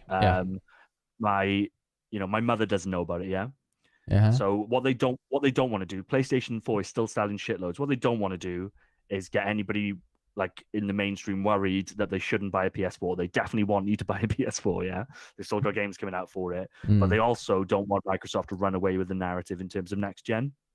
So by doing a subtle article like this, without really going into granular detail, without giving a name, like if they give a name, boom, front page of the tech on BBC, that kind of stuff. Definitely don't want that. It was on there. Want us to start thinking about it would be on there, but not like it would be a way bigger thing, right? Like if they said PS5 is coming out in August, all that kind of stuff. Yeah. The stuff you tend to get like E3. So yeah, they're just getting ahead of that conversation. It sounds like they've got a good box there. The fact that they've got 100 million people nearly on the PS4 ecosystem bodes well for them in terms of people not necessarily wanting to jump ship to Xbox and wanting to continue in that ecosystem with PlayStation 5. I do wonder now what's going to happen with these The Last of Us, all that kind of stuff. Are we going to see a PS5 version of The Last of Us, or is it just a PS4 version that runs better on PS5? And I really hope it's the latter, because I think that's the kind of stuff that they need to do for the heart and souls argument, because Xbox is just winning that by a mile at the moment. So if they do announce the Xbox whatever it's called, Xbox 2 at E3. Are they really going to wait until Christmas 2020 to release it, or can you see a spring release for the Xbox? Yeah, I could see a spring release. If they show us the box at E3, then realistically that should be coming out this Christmas, shouldn't it? Yeah, you'd hope, but I could see it being spring, because I think they've given up with this cycle. What they've got now, this digital thing. I think they're just like, oh, let's just sell it, let's just get it out there, just show our intent a little bit. And I wonder how attached they are to this new box anyway. Like it just doesn't really matter. It's not that cheap. It's like $50 off. Yeah, but somebody said like you can get. I mean their new console. Like, oh yeah, they're not married to that thing in the same way that Sony are. Increasingly, PlayStation is what Sony is. Like that's the part of Sony that really brings the money in. It used to be TVs and PlayStation, but primarily now it is PlayStation. And obviously, this is the new PlayStation. For them, this is their business. Like, if PlayStation 5 fails, I'm not saying it's the end of Sony, but it's bad times for Sony. If Xbox 2 fails, Microsoft doesn't give a shit. Like it really doesn't matter. So I just worry. I just think about how married they are to that versus the actual overall Xbox service that they're talking about. Yeah, so maybe they could release it quite quickly. They'll let PlayStation outmaneuver them quite heavily. Yeah, they could release it early. I hope they're gonna. I quite like the fact this Pro. I bet PS5 will have a Pro after a couple of years. That seems to have worked well for them. Well, if they're if it's gonna be a bit more of a premium up front, hopefully you won't need that as soon, I guess. But I guess it'll depend on what that arms race is looking like between them and Xbox. It could well be that at that point Xbox is releasing a new piece of hardware every couple of years, and that'll force the hand of PlayStation to upgrade theirs. Yeah, 500. It's fine. People buy phones every year, don't they? And they're like 1,000. How can mobile phone? As oh dear, we've got a comment in the chat. Oh yeah, you've been talking shit about Minecraft. Have we?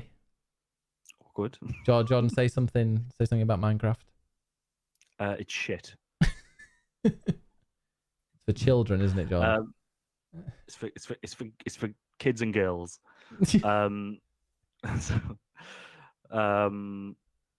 Yeah. So PlayStation 5, I am excited. Are you excited, Andre? You seem excited. I think he's actually fallen asleep. Is he sleeping? This would be the best podcast ever if Andre is actually sleeping. Hello, Andre. Yeah, it's Flighty. We think Andre might actually be asleep. I hope he's asleep. What's going on? What's going on? Andre's fallen asleep. Oh, well. I thought he was frozen. I'm not sure. Is he breathing? I see him breathing. Yeah, okay, good. It's a dead Andre, guy. are you trolling or are you actually asleep? Because if you're asleep, it's the best thing you've ever done. Literally. Yeah. It's so much more content than usual. Do you think this is the first time anybody's fallen asleep on a podcast? Oh, there he is. There we go. Oh, he muted. I'm listening. Oh, okay.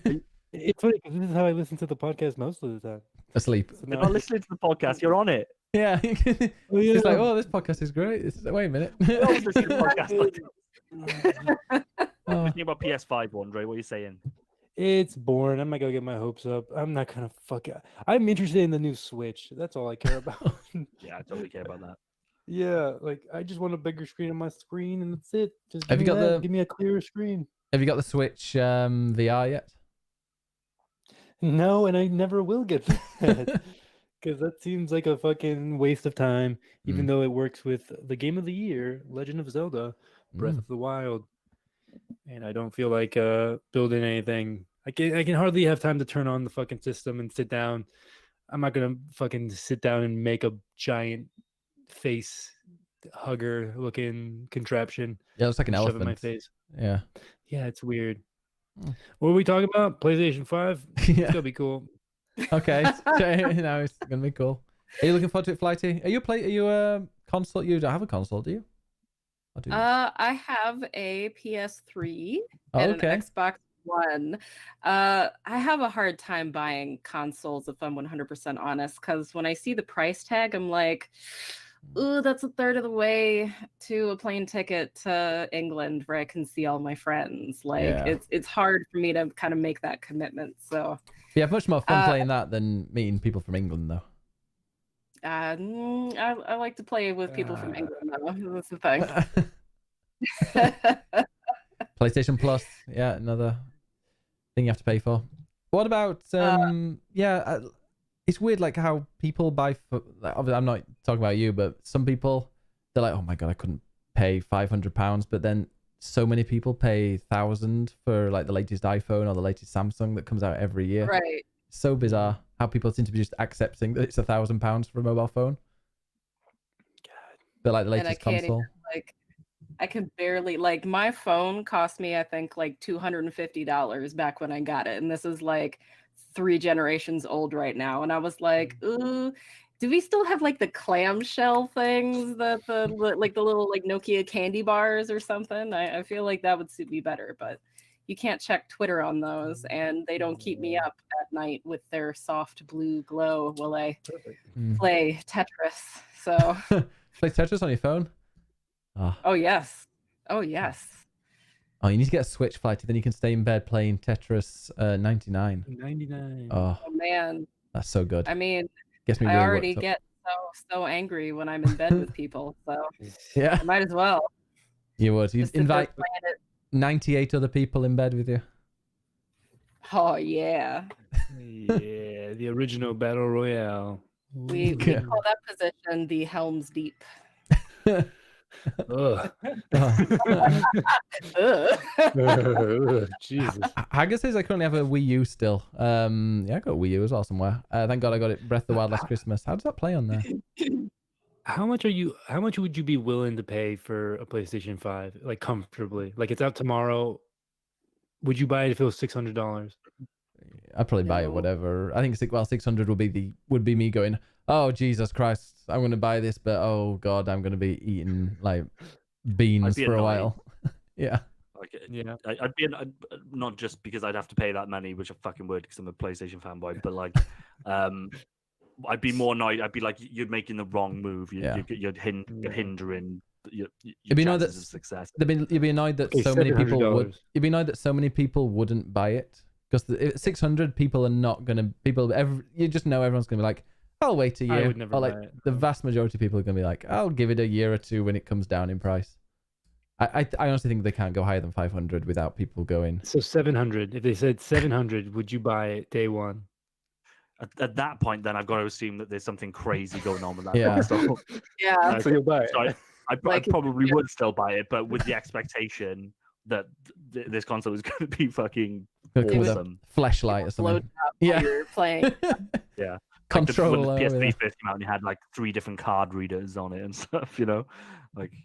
Yeah. As much as that wasn't a great long game, that was still a cool device to have, and it looked like a barbecue. It's worth it. Okay, so you're both. So $1,000. They come out tomorrow. I wouldn't have the money. I wouldn't have the money if it said it came out tomorrow. Try to do a little auction thing going on. Because the bloody bank.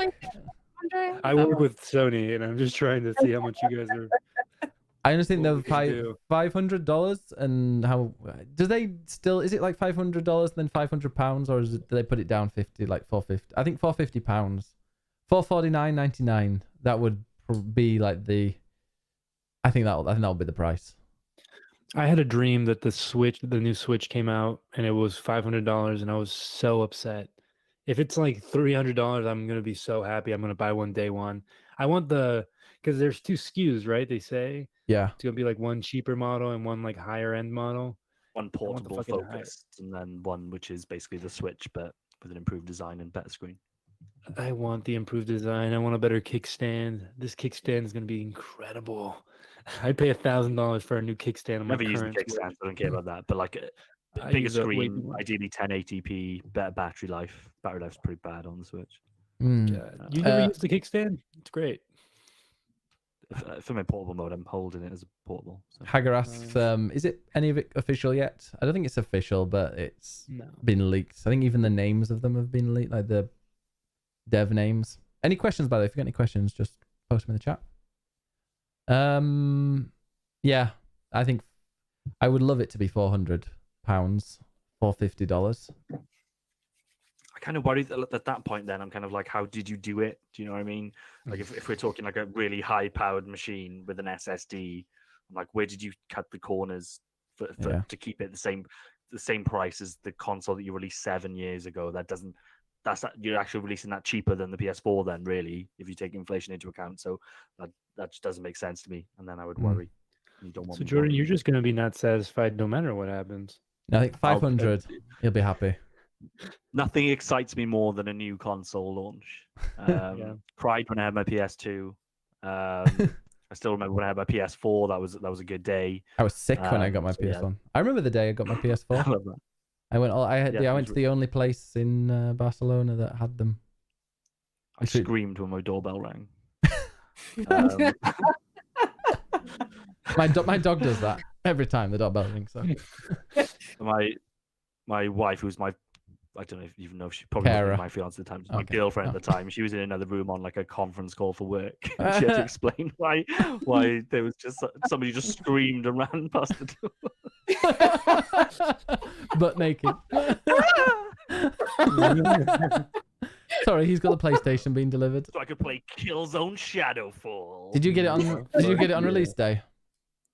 Yeah. I didn't actually. I was beginning of PlayStation. That's not when I was really into gaming too much. I had a bit of a break across the PS3 time. What were you doing with your time instead?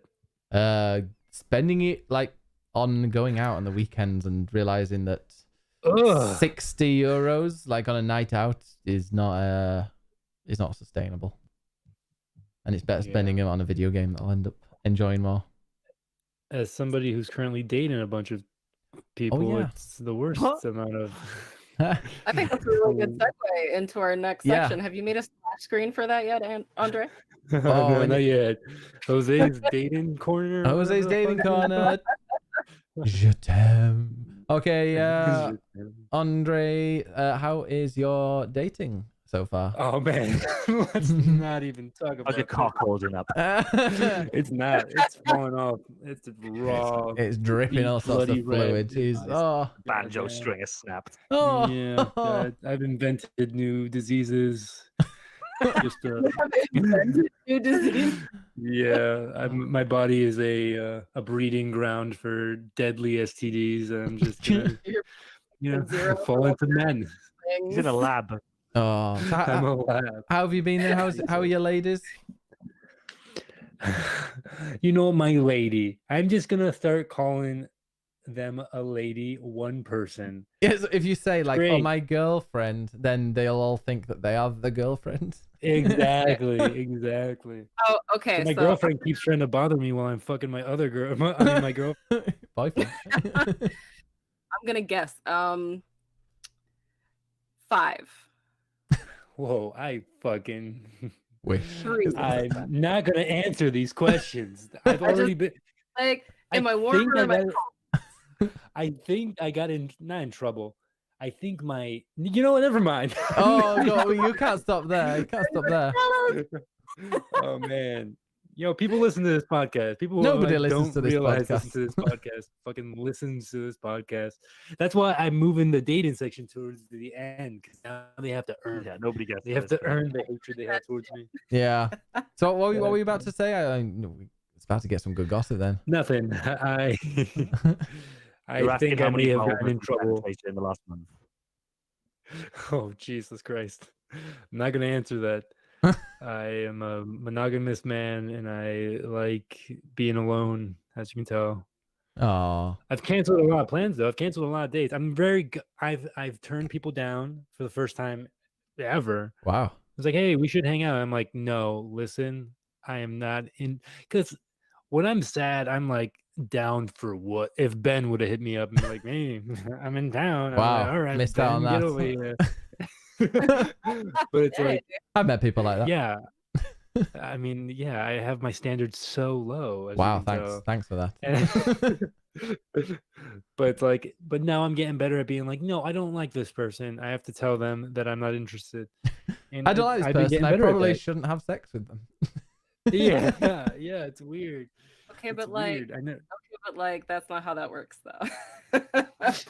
Like if they're cute but you don't like them, like it's like, well, I mean, maybe it would benefit the both of us if we just kind of wrote each other raw for tonight and then like went our separate ways, you know. Oh no, it usually goes like that. It's usually the day after where I'm like, hey, She just doesn't really- know at the time. Wow. Yeah. Yeah, exactly. Yes. Such a player. Exactly. Then I talked about it on the podcast. Now I can't fucking get a real job because I'm gonna get fucking me too'd by somebody. I respect everybody I sleep with. All right. All right. Yeah. Everybody. Wow. Well, Yeah, I've been dating again. I'm still dating. We'll see. still dating. Nice. Well, keep us Still updated. dating. Okay. I think that brings an end Today's to date update. date what? Update. I'm trying to think of a cool Andre's dating update. Does that Yeah. work? Andre's dating Yeah, dating corner. And then we can all Dating talk corner. about our problems. Uh-oh. Jordan can Yeah. tell us all about married Jordan's life. marital problem. Yeah. She just doesn't let me play video games when I want to. Is all I'm saying. Yeah. In bed with Andre. That would work. In Yeah. bed with Andre. Yes. Yeah. Good one. That's a good one. All right. Just me crying, hugging the pillow real tight. This is before or after sex? Yeah, but after, yeah. This is She's there getting ready. during- This is before, during, after. It's Just just, I the don't know why. whole. Just, whole why are you still here? Yeah. Can't you see I'm emotional? Get out. Can't wait for the book. God. That'll be the name of the book. Why are you still here? Oh god. Dude. Why are you still here? A guide to dating by The guy to dating Jose. Why are you still in here? That could be taken so many different ways. All right, well. I love it. It's so good. That's perfect time to end Click Could Play 99. Next podcast is episode 100. Are you guys around next Sunday? Fuck. I don't think I'm gonna be around unless we do it at noon my time. I'm not gonna be able Yeah, to do that'd it be- 'cause I that'd have be- school. That would be better. I mean, I could do it earlier. Also, I was thinking because it's episode 100, obviously we need to have something a bit special. Why don't we update our top 100 next week? Oh boy. Oh man. Get Tetris a bit I would higher. be happy to add a few things to that. Yeah. We've missed like what were the God of War's not on there. Red Dead Redemption 2 isn't up there. Last of Us is still number 1. Tetris Effect isn't up there. Spider-Man's not there. Celeste is not Celeste, number 1 yet. We have no. to do that. Is Celeste on? I don't even know if Celeste isn't on there.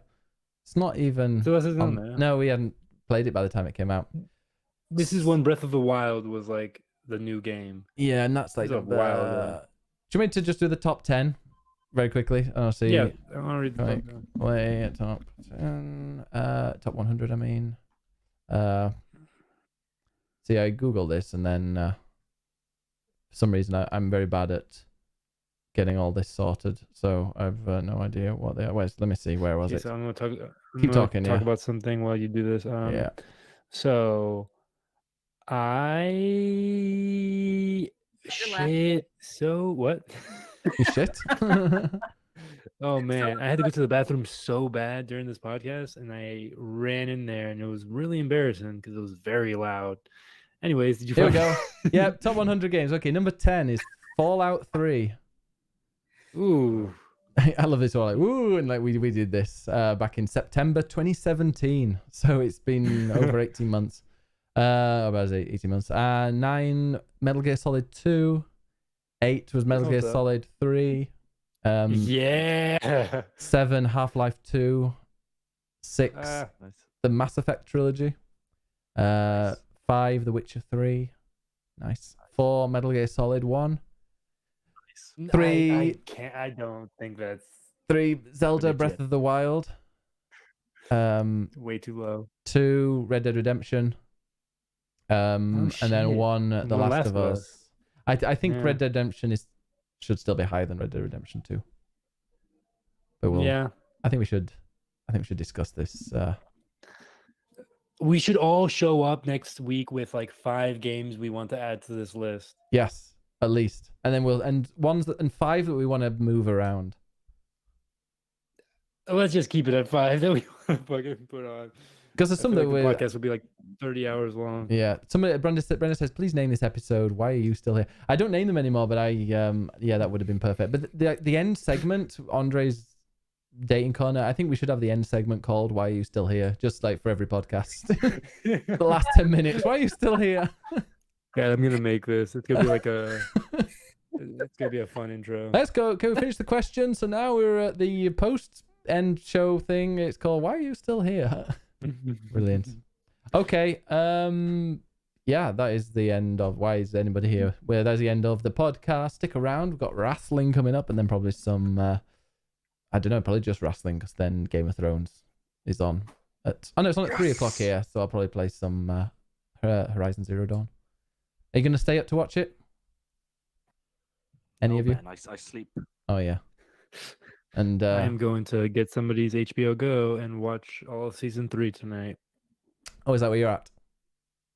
Yeah, I just got to season 3, so now I'm just trying to catch up. Nice. Oh, who is the monarch at the moment? I won't spoil it. Just interested to know where you are. The what? Who is on the Iron Throne? Right now, it's still Joffrey. Okay, cool. Yeah, Joffrey's still being a little piece of shit. Oh, but yeah. he just met that really cute mouse girl, and he's like, "You're gonna be my new princess now." I like her. And I'm like, "Fuck yeah! Oh my god!" I miss Renly. Renly needs to come back. But yeah, I don't think I've hated. I don't watch many TV shows, but I like Joffrey's up there with the one I hated so much. I get it, yeah, man. He's Joffrey such a good fucking. He's such a good villain. He's like a little Jordan. He's like Jordan at his youth, I bet. Yeah. Like a young Jordan. He's just like running around, bunch of hair. Bit of that. Yeah. Just being a fucking jerk. Yeah. Hair. Hair. All right. Ugh. So, Andre, where can we find you? You can find me on Tinder using a fake name, so I don't have to. Wow. Really? You can find me on I'm a Make Movies on everything I do. Twitter. I'm gonna start filming more stuff. Ooh. I'm excited, but you can find me there. Instagram, Twitter, Flighty Broad, YouTube. where do we find you? I am just gonna put links in the chat she's there. ready. You can find me on Twitch, you can find me on YouTube, you can find me on Twitter, and sometimes you can see most of my boobs on Instagram. Ooh. Yes. Thought Flighty So- Broad. And Jordan, where do we find you?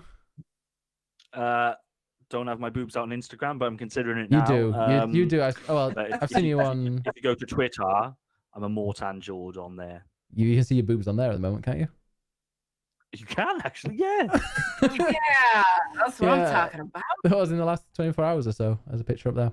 You can. Speaking of tits and assholes, my dog has his Instagram. It's all updated, and he's got like he's growing so many followers that I'm thinking he's going to overtake me very soon. Which is I'm going to post the link in the chat. Make sure you give him a follow, because then Dave will be happy. What's it? Instagram.com/minpin, because he's a miniature pincher. .atticus. There you go.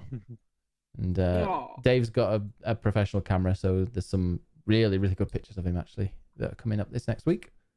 He went out today with the camera. There you go. All right. Well, thank you very much for watching. This was episode 99. Next week we're going to be. Why are you still here? Why are you still here? Go. Exactly. Well, don't go. Stick around, because I'm going to be doing the Leave. some wrestling. Unsubscribe. Unfollow. We don't Brilliant. want you. We don't need you here. He's speaking for himself. But yeah, we're back next week. I used to remember. Wait, I used to remember back in the day. We used to just anytime the show was ending, we'd be like, "Oh, fuck you, fuck all the subscribers, like get out of here." That's sold out. During And the that's why credits would Man is happen. not here anymore. So next week, what time do you have to go to school? I have to go to school at 3:00 my time. Yeah. Would it be I have to better be in to the city by start? 3. Would it be better to start at 11, or is that really testing you? And Flighty is in not in Eastern time zone. Wait, 11 a.m. Yeah, 11 a.m. No, that's totally fine. Oh my god, yeah, I'm awake every morning at 5. Oh, well, that's a bit too early for me. I think. God, I'm not awake then. Or is this in real time? That would be at 4 o'clock, so like an hour early. Is that too early for you, Flighty? Anything before like 2 o'clock is too early for me, so I'll just accommodate your bullshit schedules. Ben, you should just do a 24-hour live stream. But I know John likes to go to the. We can just jump in and out. Yeah, that'd be really cool. And every time you're out, I'll just go and put back the games in the right order.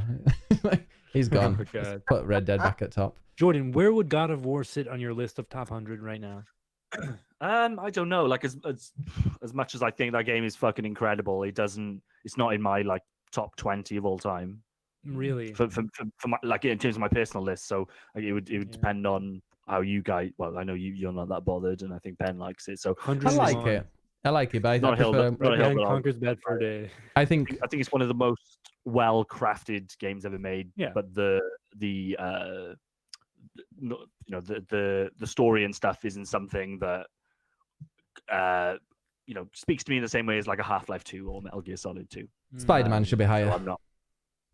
Spider-Man is not better than God of War, so that won't be happening. Yeah, I don't think that's I like Spider-Man a lot, but in for a fight then. It's no Celeste or God of War. I like mountain climbing games, I guess. Yeah. All right. Well, finally, we'll get ready to.